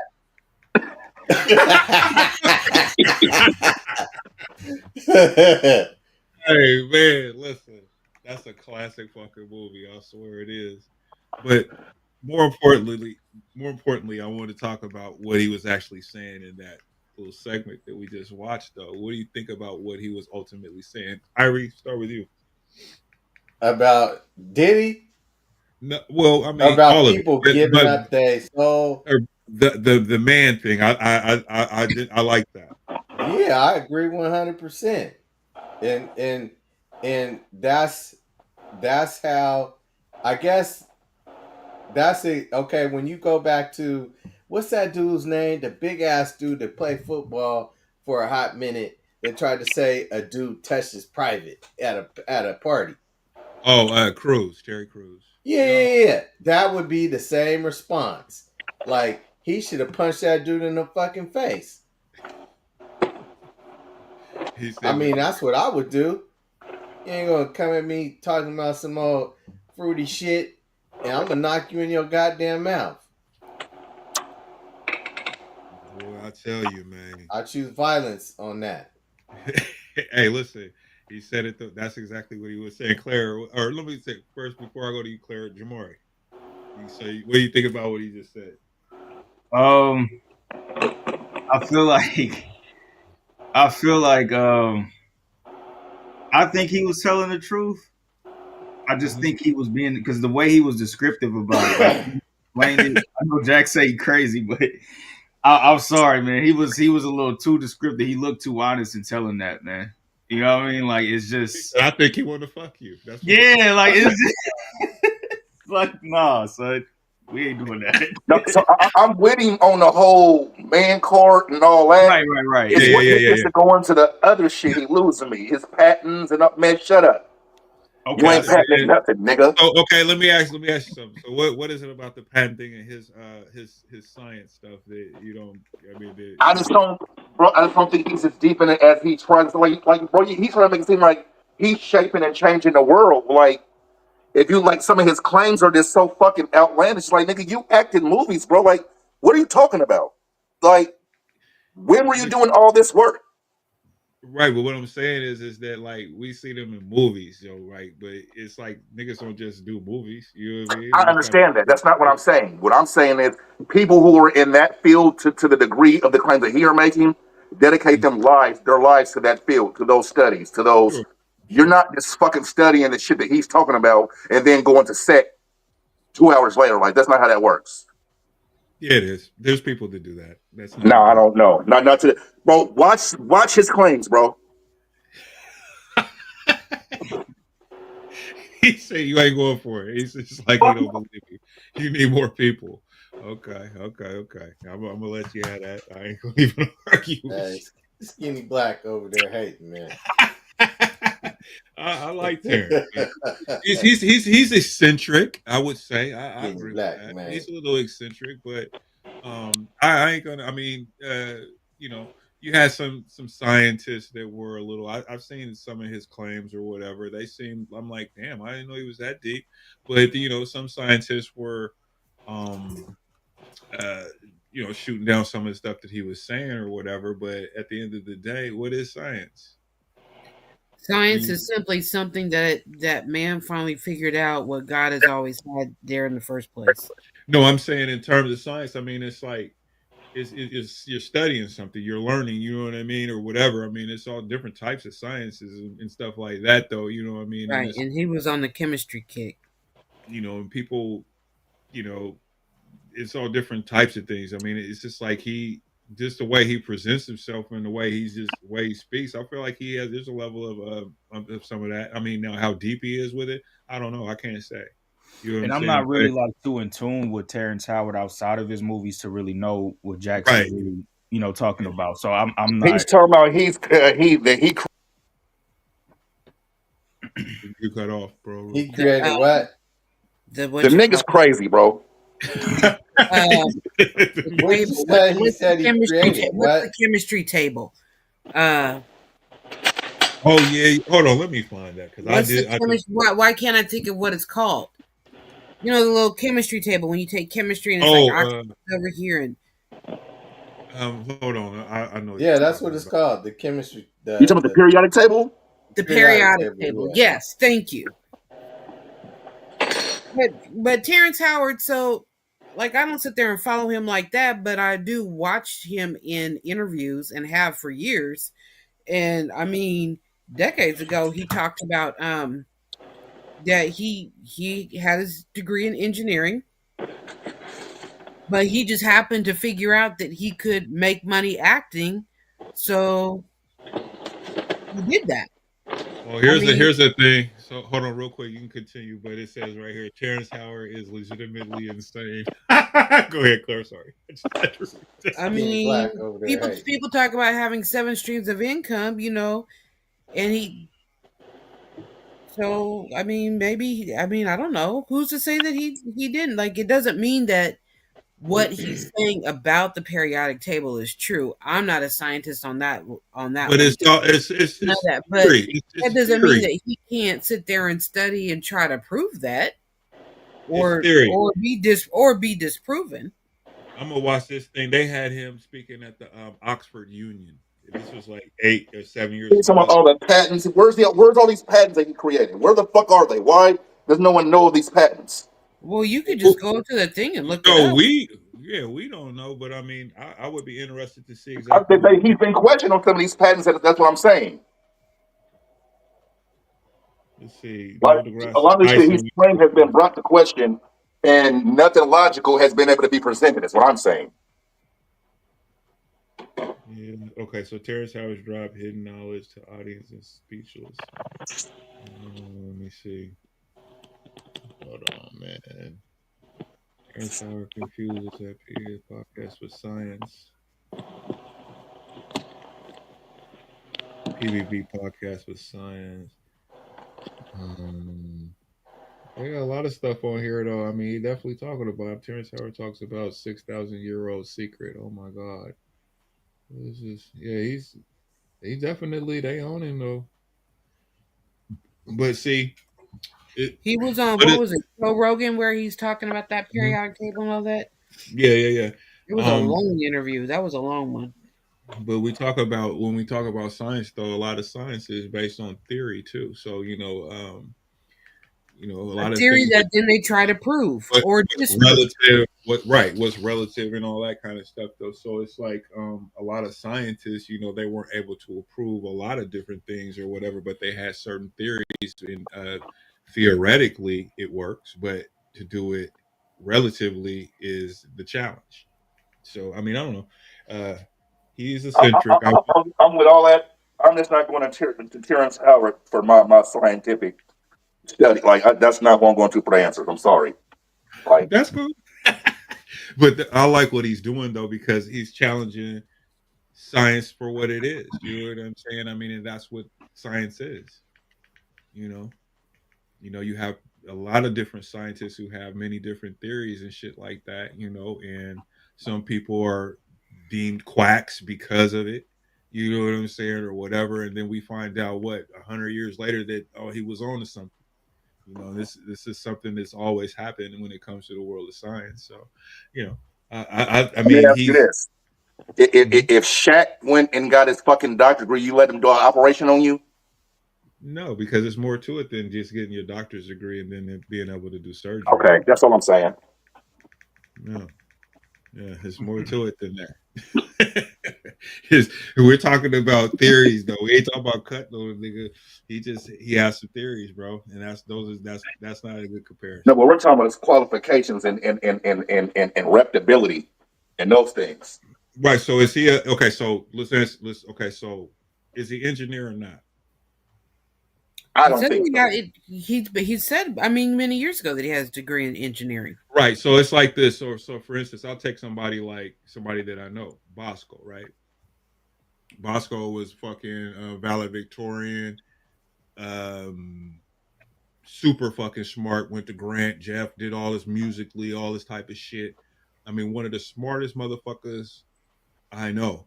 This nigga got his degree out of USC, but he's a music dude, right? He's majoring in music, but he's a engineer though, and he's on a science. He's in science. You see what I'm saying? So for me, it's not far fetched that a motherfucker could. So my thing is, he went to school for that, but where has he dedicated most of his time to? To the music, correct? Right, but what I'm saying is that still doesn't mean. I mean, we Right. don't know If what you he's went to doing on school his to be a off time. fucking barber, but you never cut hair, nigga, you're not the best barber. What are we talking about? I went to school for it, but I ain't cut hair in 15 years. I didn't say he was the best. I'm saying I'm that does that mean that qualified. he got Did right? you let him cut your hair What I'm saying is this. over a qualified So barber?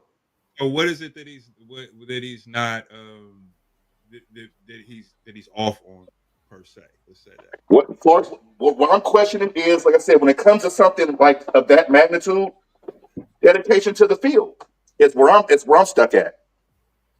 Oh, I mean experimentation and doing all that kind of stuff. This period, this or as this is what I do. Like, you see what I'm saying? If like I said, whatever a person is in their profession, cool. They went to school for some other shit. We got it. They went and got a fucking degree, a piece of paper. Fine. Mm-hmm. They took a couple tests, and So how then do they we? never used said skill or whatever. You see what I'm saying? I'm just saying, Okay, for right. example, I hear you, but you don't know what the fuck you've been doing I all this don't know. fucking. I'm just saying, for as what I'm seeing is for something like you said, science takes years of study, years and years of studies, proven facts and disproven all those type of things. Correct? Reading, yeah, It's not. all It's that. not something that you come back and forth to, as far as I'm concerned. Right, but like I said, I don't know that he's going back and forth on anything. What I'm saying is, it's like study. I mean, it's reading and keeping up on stuff, or you can do that on your own time. Now, as far as experimenting or whatever, I would have to. We need to be more specific on what we're Well, talking about. you got to think of the degree of science he's talking about. He's not talking about fucking chemical reaction, or you know what I'm saying, taking some baking soda and pouring it on something and seeing if it reacts. We're not talking about little shit like that. We're talking about things on a grand worldly scale.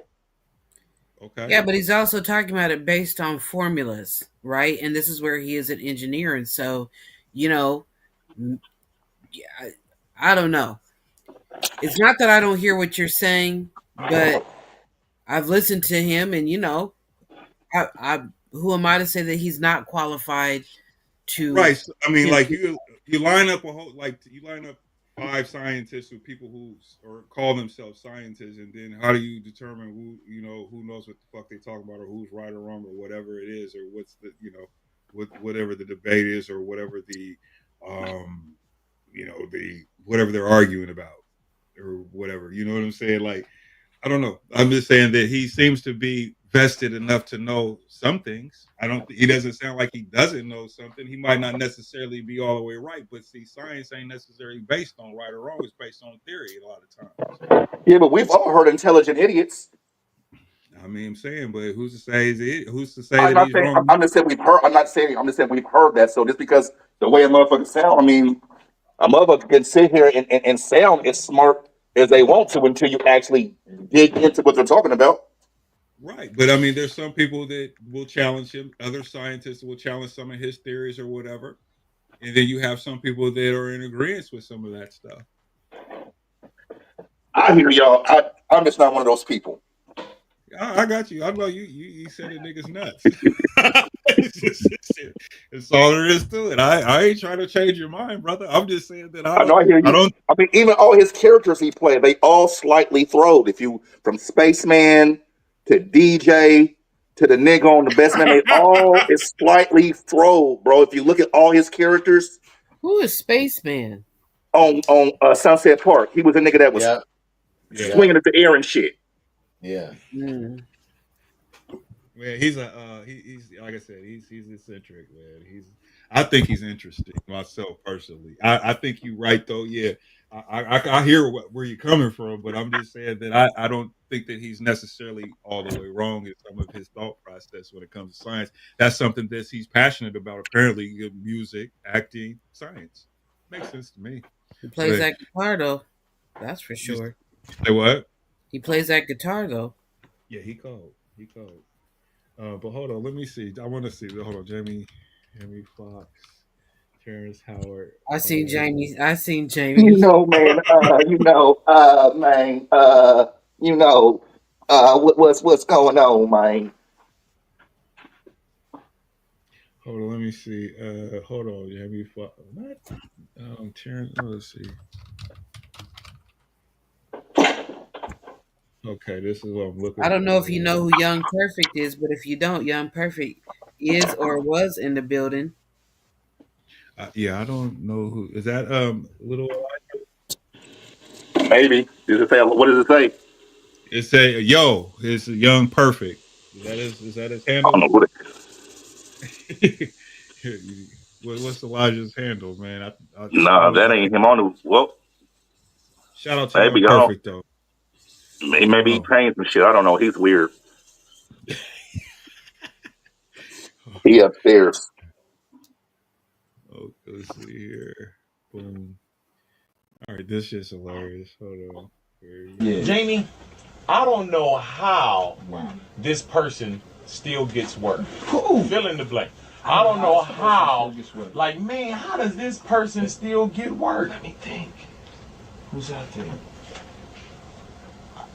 Well, I know how he gets work. He just ain't my favorite right now. He gotta come holler at me. And that's Terrence Howard. Terrence Howard. He gotta come holler at me because he really went hard on me, like on this interview on CNN. Right. Oh God! Saying that Jamie Foxx music wasn't that. Really though? Yeah. Oh, this when he was pushing his. Yeah, when he was pushing his album, which went Plastic.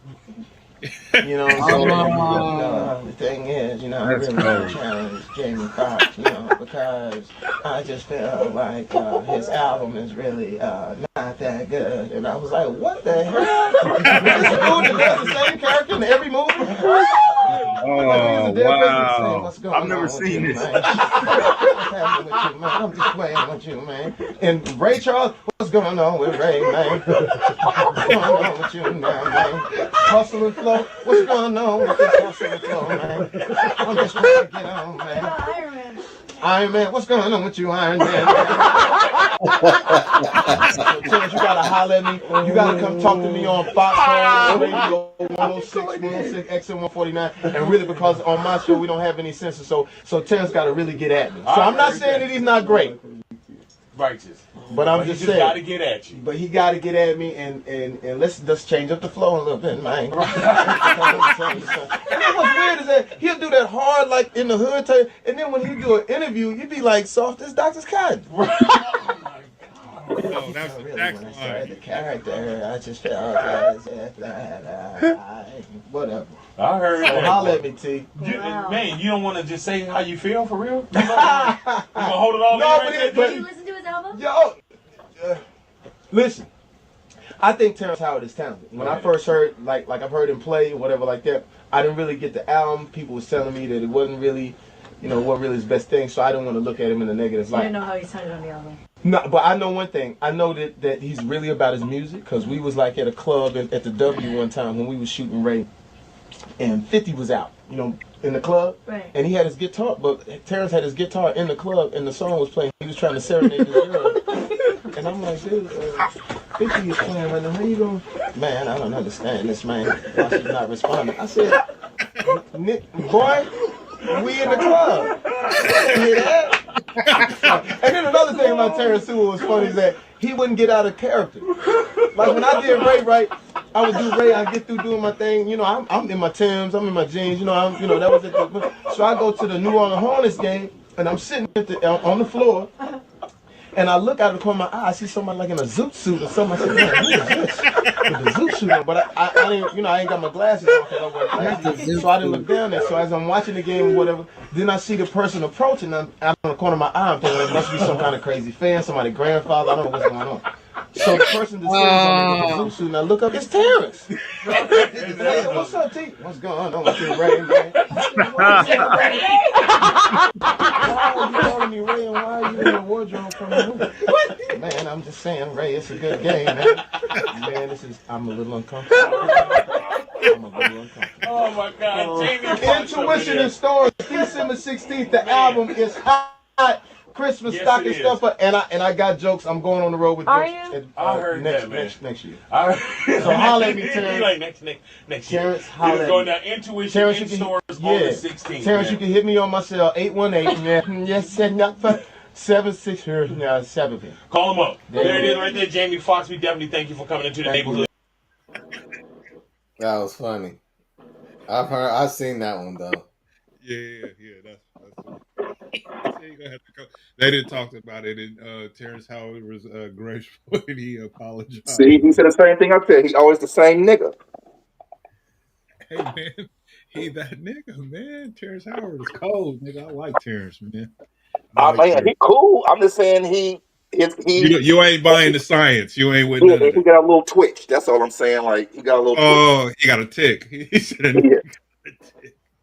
Had that hat on, man. Oh shit. But anyway, so we're gonna go ahead and go into this your next record. Which is there a record on your album, Jamari, that you like in particular that you like that you want us to play? Yeah, Stormy Night in Brooklyn. That's my favorite one.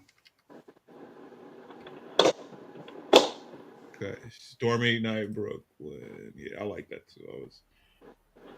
I sent that to my buddy. He reviews all that kind of stuff though, but he's a fan. But I sent it to him. Oh, hold on. I'm gonna go back and watch all of the Boondocks again. That was like the best cartoon ever. 100%. I mean, that shit was dope. So let's see here.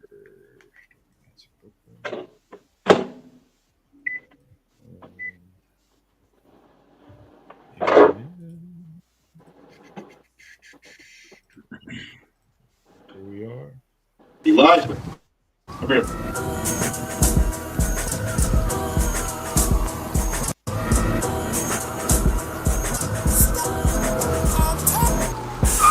The power of a gun, the thrill of it. Soon as a black brother get a feel of it. Sensation, adrenaline racing. Not thinking about the many years that he's facing. Heart racing, he's pulling it straight out of his waist. And he's cocking it back, the shell cases scatter. Body and blood splatter on the pavement. Timberland boots knocking against the caved in streets of Brooklyn. He's running from a body that's cooked. The chain took people on the train. Look, they passed by and they asked why is the black boy running and stumbling with the gun and the mask? Why did he rob the homie without a mob? He solo. Feelings are up and down just like a pogo. He hit the alley as the rain pours. He's contemplating his life and he wishing that he stayed the course. Police force hit the lights from another block. It wasn't a simple run-in with another cop or another stop cause of the traffic. They ready to pop without asking. Cracking down on anybody with the black hoodie. And they looking into attack rookies. Caught back in that chalk tagging and pushing on the concrete. And that is only if they find heat. Residue when he better do what his homie said. Before we look around and he wind up dead. And none of this even matters in the end. The bullet still pierced through his skin.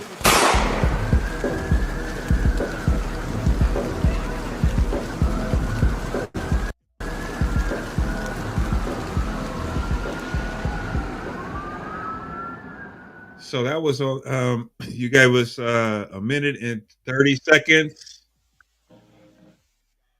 You only gave us a minute and 30 seconds on that joint. You muted. You know what's so funny? Like just listen, like when I made it and I was listening back to it, I was kind of mad at myself because I was like, man, I kind of wanted it to be longer. And so I should have just extended like the duration of the beat, but I kind of just rapped over whatever he had. Mm-hmm. And so no, you just extend it to a part two like the rest of these rapper niggas do. You know what I'm saying? Yeah. And just have, you know what I mean? Mm-hmm. Yep. You can have like some features on there or something like that. You know what I'm saying? You can like so. I mean, look, R. Kelly did "Trapped in the Closet." He had like what 59 fucking different versions of it. Yeah. So you can definitely build on. You know what I'm saying? Part 1 to part 6, or you know what I mean?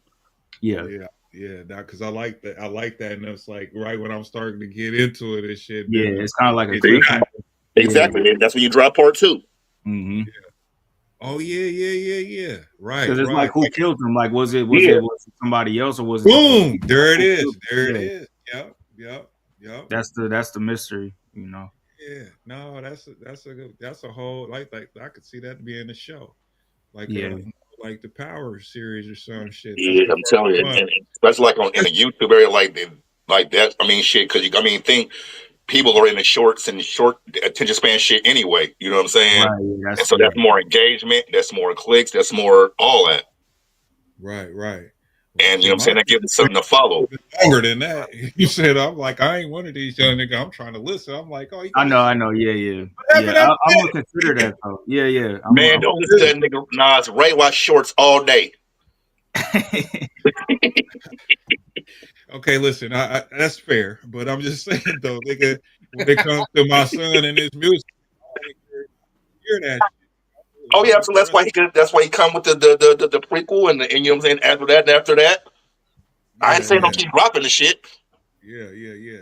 I'm just saying you can, you know what I'm saying, maximize your product. Shit, take one song and turn it into three. Yeah, A lot of these and I songs could be a verse and a hook. yeah, right, that's right. true.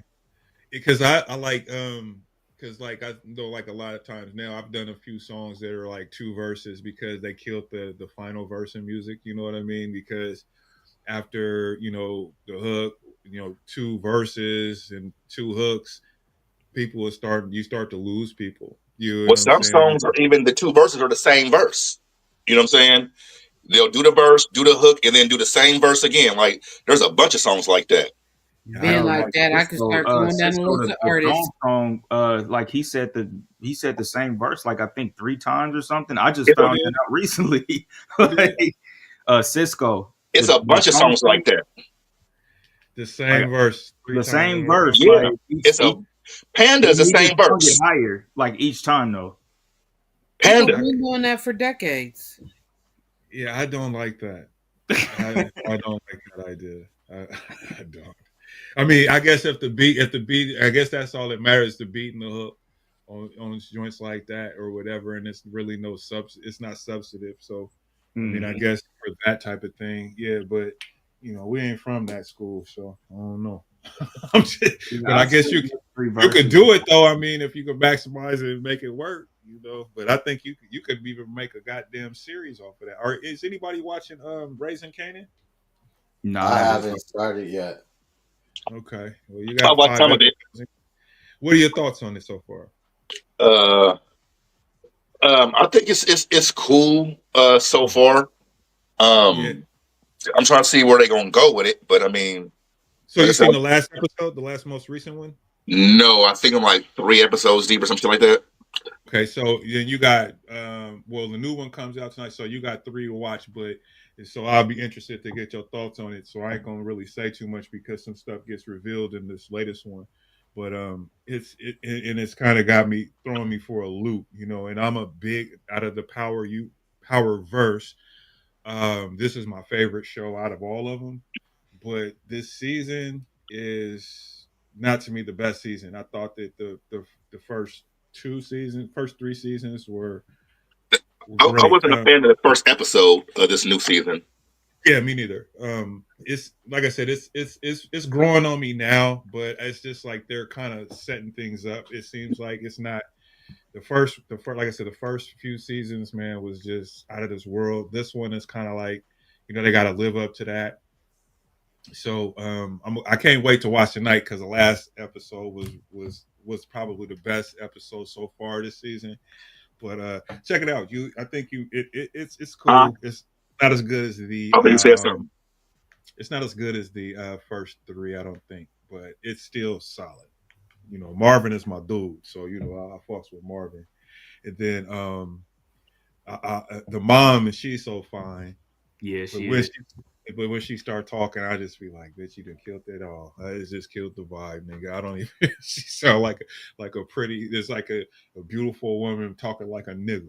You know what I'm saying? Just like it throws me off, man, every time. And she be dressing. They be having her in the finest fits, man. And I just be I'll be like, she is so gorgeous. And then she starts talking like a nigga. You gotta get the re up plug. And I'm like, oh my god. I'm like, that is just fucking killing it for me. So I like her when That's she's that not New York. talking. That's that New York, man. No, I don't want no New York. He said no. Fuck out of here, bitch. Ain't nothing soft about you. Like when her and Nick was fucking in the last season and shit. I was like, didn't make. I mean, it looked good, but I'm just like, when she starts talking, I'm like, there's nothing soft about her what she's talking about. But no, she's gorgeous. But is she an actor or a singer or something? What does she do other than the acting thing though? Because I seen her. They were talking about that, but I forget exactly what it is that she does. I think she does like Broadway. Broadway plays as well. Okay. Also, yeah. She's talented. I know the girl that plays Jukebox. She's a singer, and it's weird because like I believe She was born in Humble, Texas, where I graduated high school, and she Right, was and she raised was in Brooklyn. raised here, Yeah, just like you. I know yeah, that's one of the things we talked about. We was just like y'all got yeah. the That's a same trip. kind of thing, yeah. But I think but reverse though. You and Yeah, it's like like reverse. Yeah, yeah, same deal. She's same age as you, right? I think so. Yeah, we were And around the same age. she's a pretty young lady too, though. Yeah, And I she is. seen That little gorgeous young lady. man, they got her out here, man, on that bullshit, man. I'm gonna tell you something. I seen her offline and when she was just like they were interviewing her, man, and I was like, she is so. I mean, like just a great young lady. You know what I'm saying? But then they got her playing this role, and so this, acting is a thing. She's good at it because she's playing the role. She's doing a good job at it, though. But when you see her, she's like a sweetheart. Total lady. And they got her. She's she like girls, so she act a certain kind of way. But that ain't her though. Trust me, she's good. She's fine. She's fine. Yeah, but yeah, she's good in the show too. But I just don't know if I'm really sold on the character just yet. I'm just trying to figure out their relationship, and I need to go back and watch Power when she was on there, when she was older jukebox again. To kind of revisit that. Yeah, because she was straight grimy, and I remember some of that, and I'm like, and I remember her being a cop and all that, and 50 fucking on her girl and all the type of shit, and then he ended up killing her though, and so I want to go back and watch some. I might dip in and watch some of those tonight, see what that to look at that, but I'm definitely gonna watch the episode though and see that. Yeah. Mm. But anyway, Claire, are you watching that, or that ain't your ain't your dig? That's not my it's not my jam. Okay. Yeah, you ain't with it. All right. Well, the power verse and all that. What else you guys got? There ain't been nothing really popping in the news that I've been interested in. I've been laying off. I've been watching, like Jack said, I've been watching a Y'all lot of seen Red. the Kanye interview? Oh my god, yo, shit! No, I ain't seen it, but I seen something. Man. I seen clips. I watched the whole thing like twice. It was entertaining. It was just funny. I had to watch it twice. It was. I mean, I got like genuine laughter out of just watching it. I was like, "Yo, this is insane." Like I've seen it all. He said, "I've seen it all." This nigga had the Black Klan suit on and everything. Oh man, it was the way that he did it because when Academic showed up, first he had on like a the chain, the Nazi chain. It was diamond out, and he had on a Sean John shirt, and it was tucked in, and that was already like set the tone, right? So then Kanye was like, okay, I'll be right back." And so Academic just awkwardly just standing there, he kind of looking around, and Kanye just comes out in the Black Klan suit. Like I was like, what?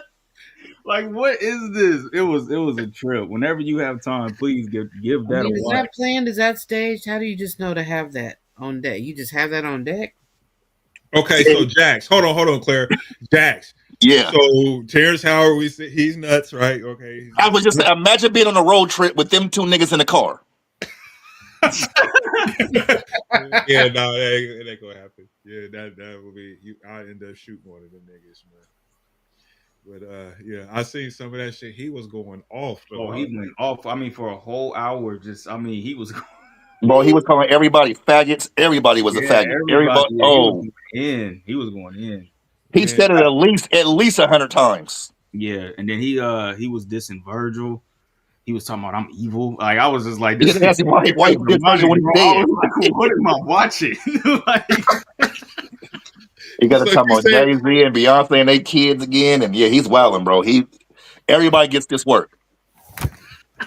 Oh, he got a new album dropping too, though. So, but I think what it is, I think that probably the reason you didn't even see it is because like no one gave into it. It was just like Kanye just no one really gave into his antics this time.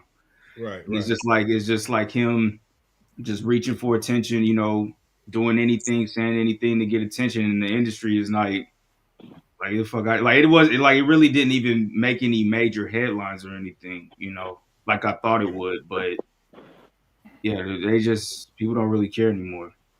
Yeah, I'm saying, look, I seen with the thing on, and they talking, and then he's in his just a t-shirt, a black t-shirt, and then he grabbed his Klan stuff, and he's over there. Mm-hmm. This nigga's wild. I would have never did that. I would have never did that.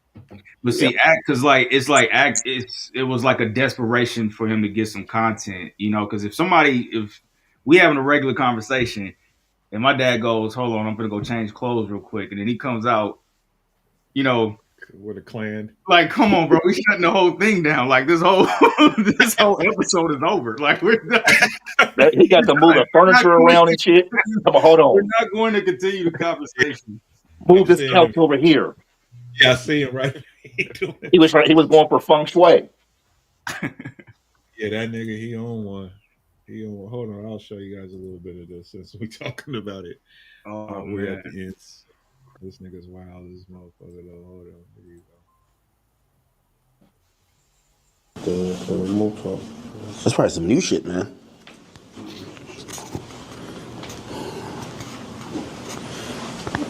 Academics with them struggle brains, man. Yeah. Now I'm calm. I don't know. For another reason, I thought like there was going to be like assistants, staff. I like it. A little bit simple.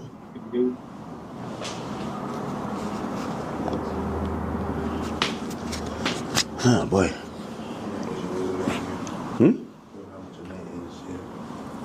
A little saucy in here, right? A little hot.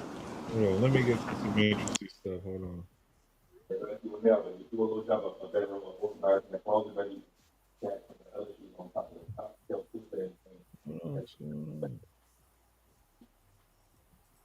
want more tactics for box on the wall? You want more tactics for box on the wall? They still there?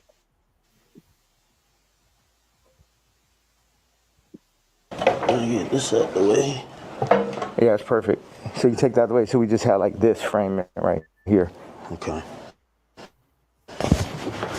So move this or keep it? Yeah. Right. I would have walked out. Right, that's what I'm You saying. keep this is the middle, or this? I'm gonna take that over just out. You don't need none of that bullshit. Yeah. Now, what's the frame look like? Because I like just standing right here. Okay. But also, it'd be nice if you sat back here, you can get like a full frame. Now, do you want to talk to me or stand when I'm here? Like this? I mean, I'm letting you set this on. What do you think? I should had to throw the boots on with it. It's tripping. Have you worn this out in public? Nah, you know the funny thing is I really wanted to wear it yesterday, but I thought they would like put me in a hospital for my outfit. Yeah. You get what I'm saying? Like they would put me in the hospital for my outfit. So, so even yesterday, I'm watching the video, and I'm like, who do you think? Like someone knocks on the door. That's what the tweet said or the video said. Yeah. Who do you think that is, and what do you think?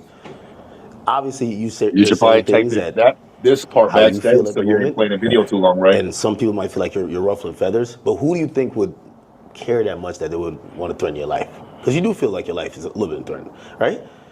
Yeah, I think I definitely when I start bossing up for my kids, I definitely feel. A second, let me just.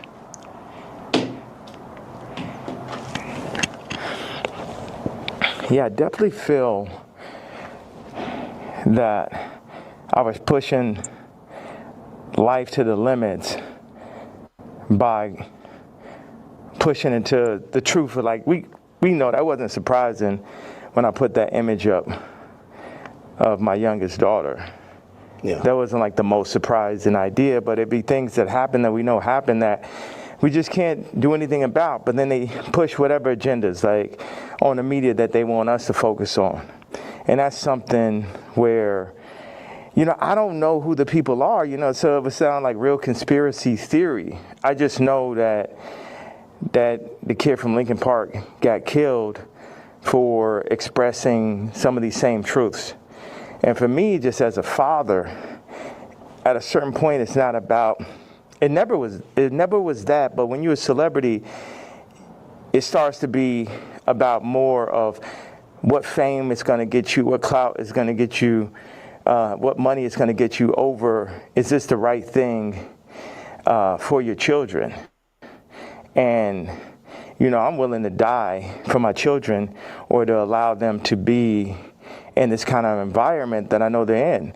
And what I noticed on the comments, they always used to try to, like, for the past 10 years, they used to try to write me off. Oh, he's so crazy, he's so crazy. I'm seeing the comments is now like 60, 70% like, yo, he's just telling you exactly what's going on. He's just the only one that's in a position to be able to do it, because I don't have any brand sponsorships. It's like I'm past cancel. So these people out here, they toying, they playing. It's interesting. The swastika, I want to just, you know, I know we have a little bit of time. I want to tell you, by doing it, it's sort of like a magnet where people get so mad and they start exposing themselves, because the Jews, they move in the tunnels. They move where you can't see them. They're an invisible hand, and they'll get like, what they'll do is they'll threaten people. Oh, we're going to take your tours away. We're going to drop your artists. You got to say this. Like, how many people I stand with my Jewish people, you know, 3 years ago. And what I did is I stood on it this time. I never backed down. That's my whole thing. That's why I was mad about removing, that somebody taught me into removing that Jay-Z tweet, because it was just like, nah, the whole idea is no matter what, I'm not going to back down. So by doing a swastika chain, it then ruffled some feathers. And then I really saw the comparison of me and Puff with the Diageo and the Adidas situation. Yeah. Regardless if they could have locked me up for taxes or not, they wasn't playing fair. Like, okay, cool, fair deal. You did good, we did good. It's like, no, you leaving with nothing. We have to destroy you.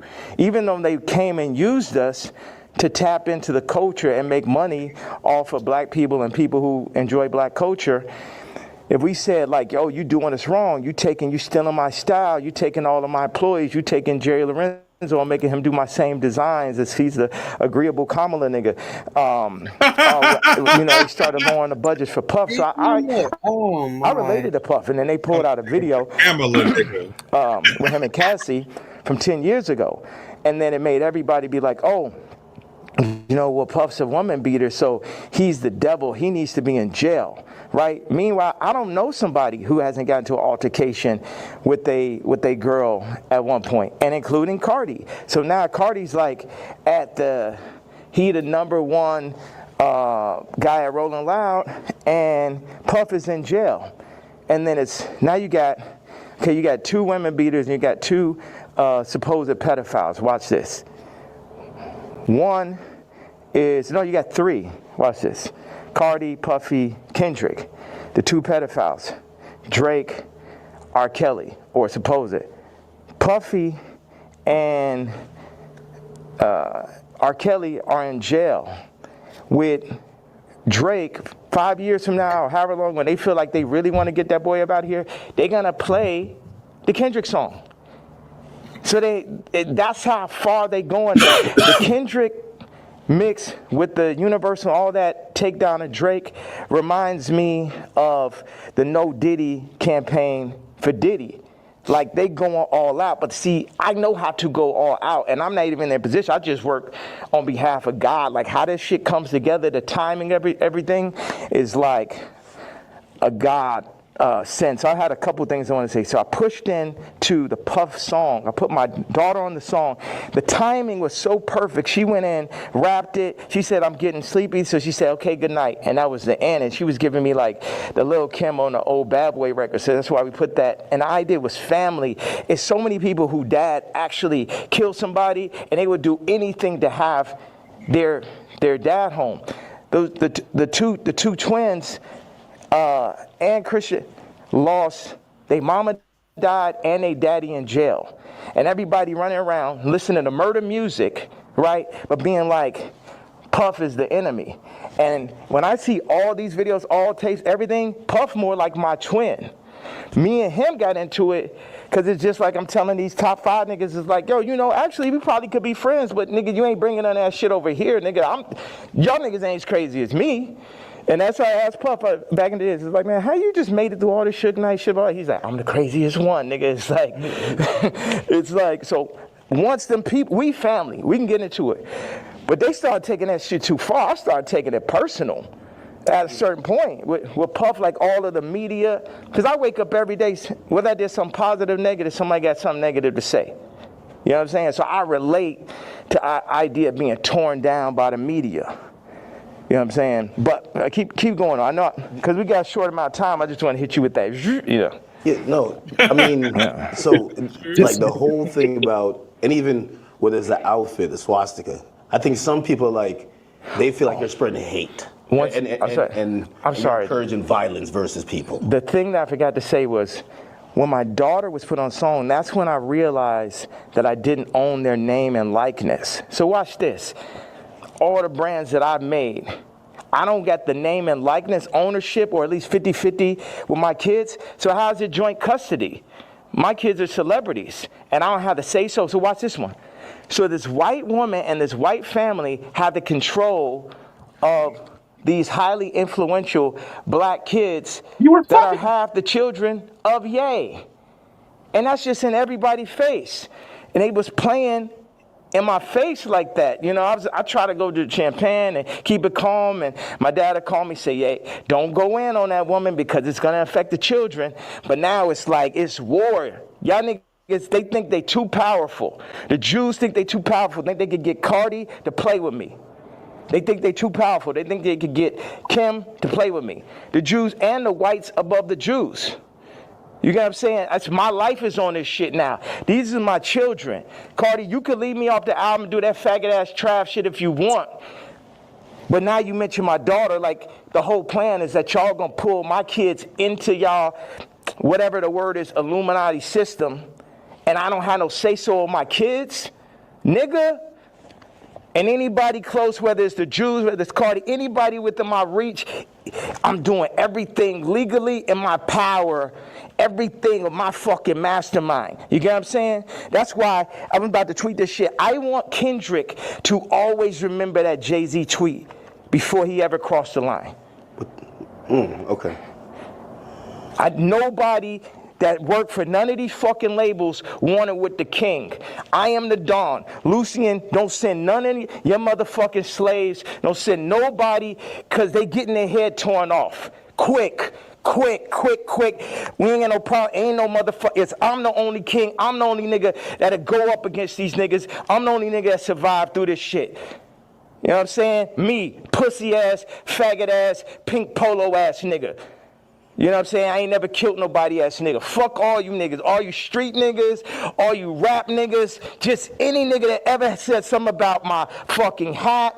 None of these niggas, Jay-Z, Beyonce, you ain't helped me when I fucking was having problems with my kids. You could have used your influence. No, your influence is for politics. Your influence is how you could use a nigga you never wanted to sign anyway, that Dame signed. You ain't show up to my first fucking wedding. You ain't my family. I always wanted some kind of family. Never had family out here. So what the fuck? And then they take my actual blood family from me in my face. All right, so go ahead. I just had to get that stream of content. Thank you very much, sir. All right. Man, that was crazy. God damn, I'm gonna watch that shit. I'm intrigued now. What makes him want to dress that way? I mean, I'm just asking, bro.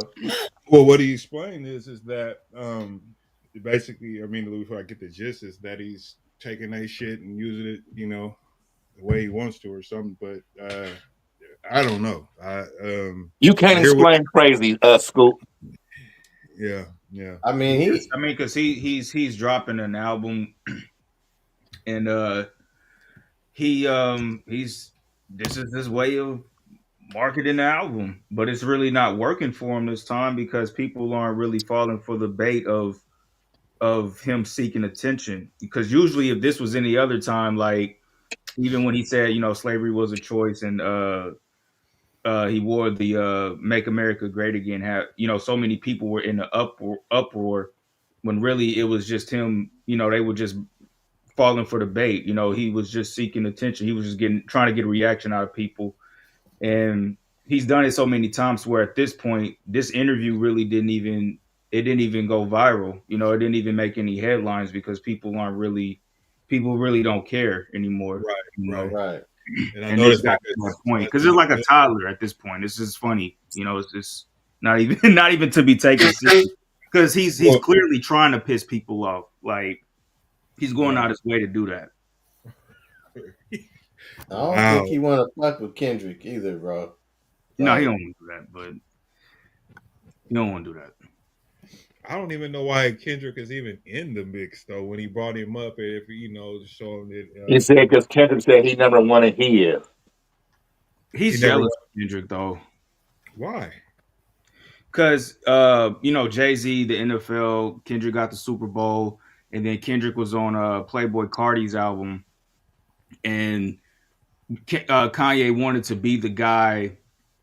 I feel, and I've heard this too, like Kanye wanted to be the guy to take out Drake, and not Kendrick, and it's weird. You know what I mean? Like it's like I feel like he's upset. He's just going to extreme measures, and he's jealous of the year that Kendrick has had, and Well, I'm like, why Kendrick catching strays? I'm like, dude, what the heck? I mean, So yeah, that's wild. I'm gonna definitely watch it though. I mean, there's some nuggets in there though. I definitely was listening to some of the stuff he's saying, but he's kind of all over the place too. Because because first him and Jim Jones were cool, and then he dissed Jim Jones later in the interview, and then now him and Game are beefing, like literally, like that just started, like I want to say before, like I was reading it. Okay, let me ask you something. Big Game. So how did he get that Game, or how did Game get involved?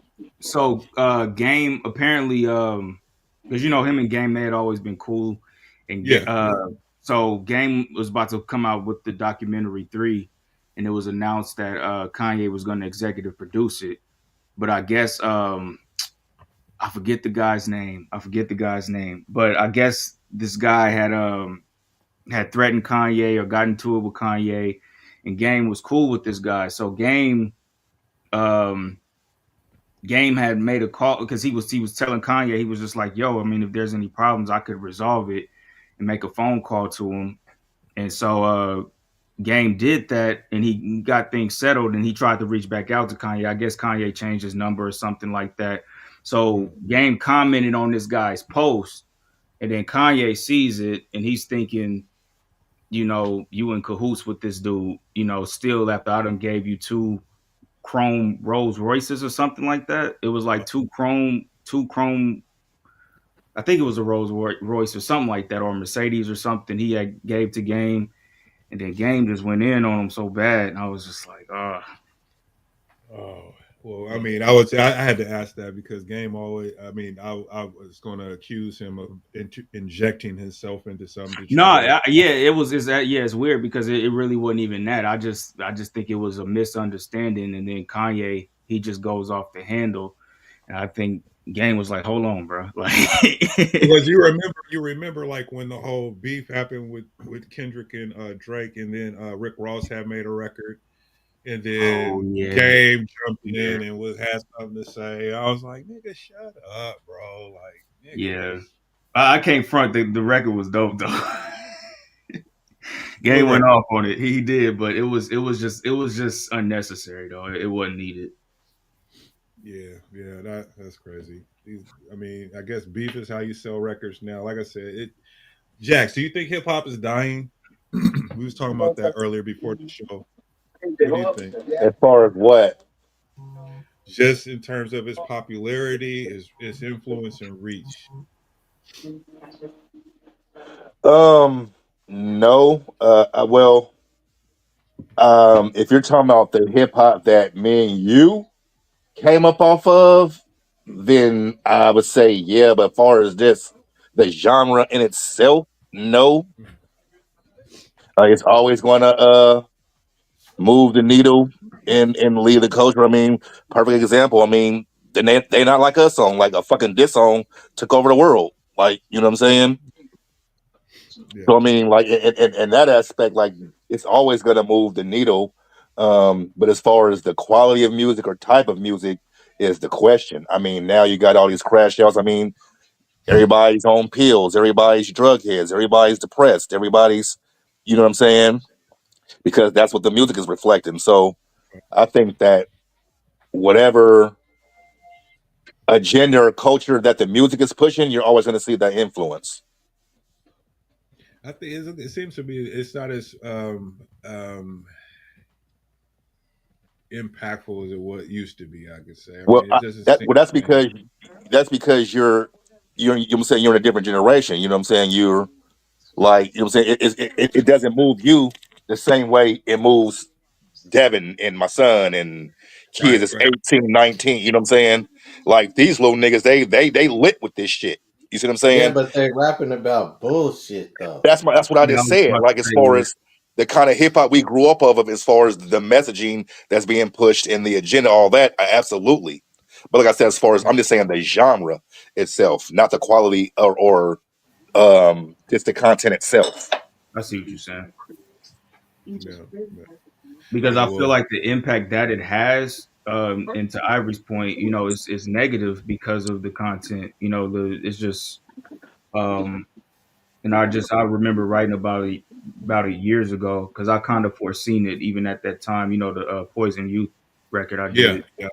and That's I what I'm was saying. Like everybody's yeah, depressed, everybody's on drugs, everybody's sliding hmm on the ops, everybody's because yeah, that's what yeah, the music But is reflecting. but right. check this out, bro. Check this out. This will help put shit into perspective. Look at Queen Latifah, MC Light, all them, right? What they rapped about.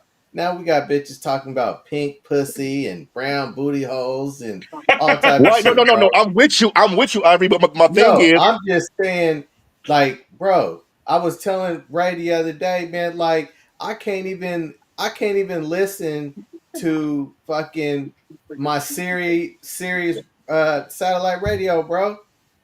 hmm no, I'm with you. Straight But Yeah, the but the, trash. mine. but the youth is following suit, though. Is what I'm saying.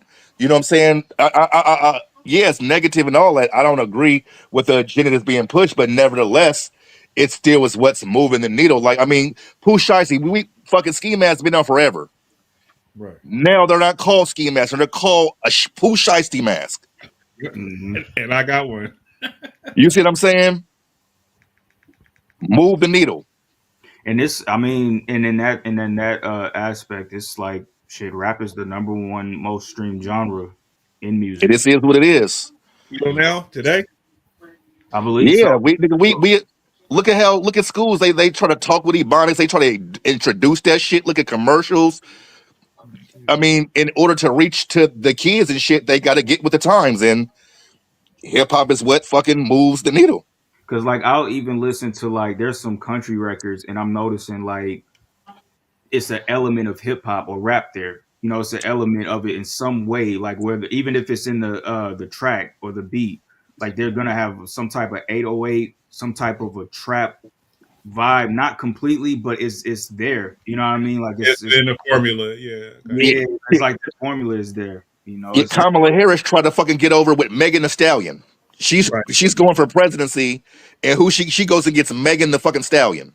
But it didn't work. Okay. I So, understand that, but what I'm saying is, it so didn't work. But what I'm saying is, she went to go get rappers because they like what Puffy rock the vote and all that. They go get celebrity rappers and shit because they reach a huge audience. okay, so pop music would be number one, and then hip hop. Yeah, hip hop is 32%. But hip hop is pop music. All pop music tries to take all elements of hip hop and just call it pop. No, pop music is just popular music. Yes, So, what I'm saying. But with hip hop elements, I most mean, of it. yeah, I mean, I mean, you can point out all music is like that. Your rock and roll, R&B, and all that stuff. It comes from that. Um, but I'm just talking about as far as the commercial success and how it's being sold or whatever. And basically, 64% of market share. Hip hop dominates streaming platforms with 32%. of global music streams. In the United States and Canada, hip hop rap is the leading genre. So pop music would be global. And hip hop would be 32% of global, but in the United States, it is the top. Let's see here. Yeah, man. I don't. Yeah. That's interesting. Pop. Okay, leading music genres across the globe. So it's a top 10 list here.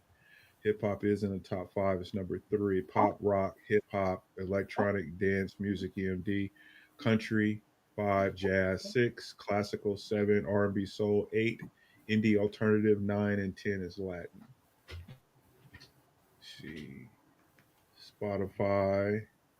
Yeah, so hip hop is definitely in the top on all of it. From so for like Spotify, pop is the top genre, hip hop is second, Apple Music hip hop is number 1, pop is second, and YouTube pop is first, or excuse me, Amazon pop is first, country is second, rock is third. That's the Amazon. YouTube pop is first, hip hop second, and Latin would be third in that streaming service. So it gives you a breakdown here. Age groups. So it breaks down even the age groups. So age group preferences. So it goes age group, most popular genre, and second most popular genre. So from 13 to 17, pop is most popular, hip hop is second. 18 to 24, hip hop is first, pop is second. 25 to 34, pop is first, and second would be rock. 35 to 44, rock and pop. Rock first, pop second. 45 to 54, rock and country. 55 to 64, classic, rock and country. And then 65 and above is classic and jazz. Let's see here.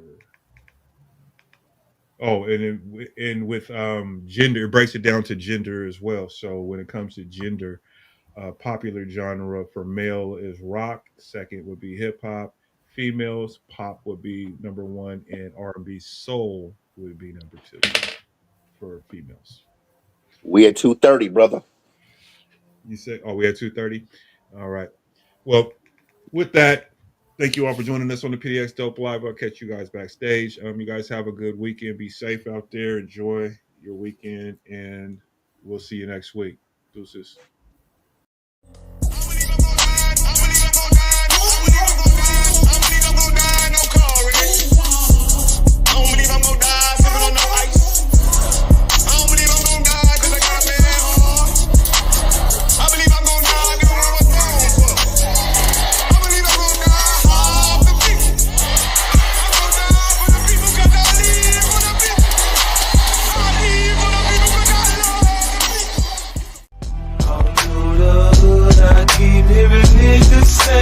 I'm supposed to die tonight.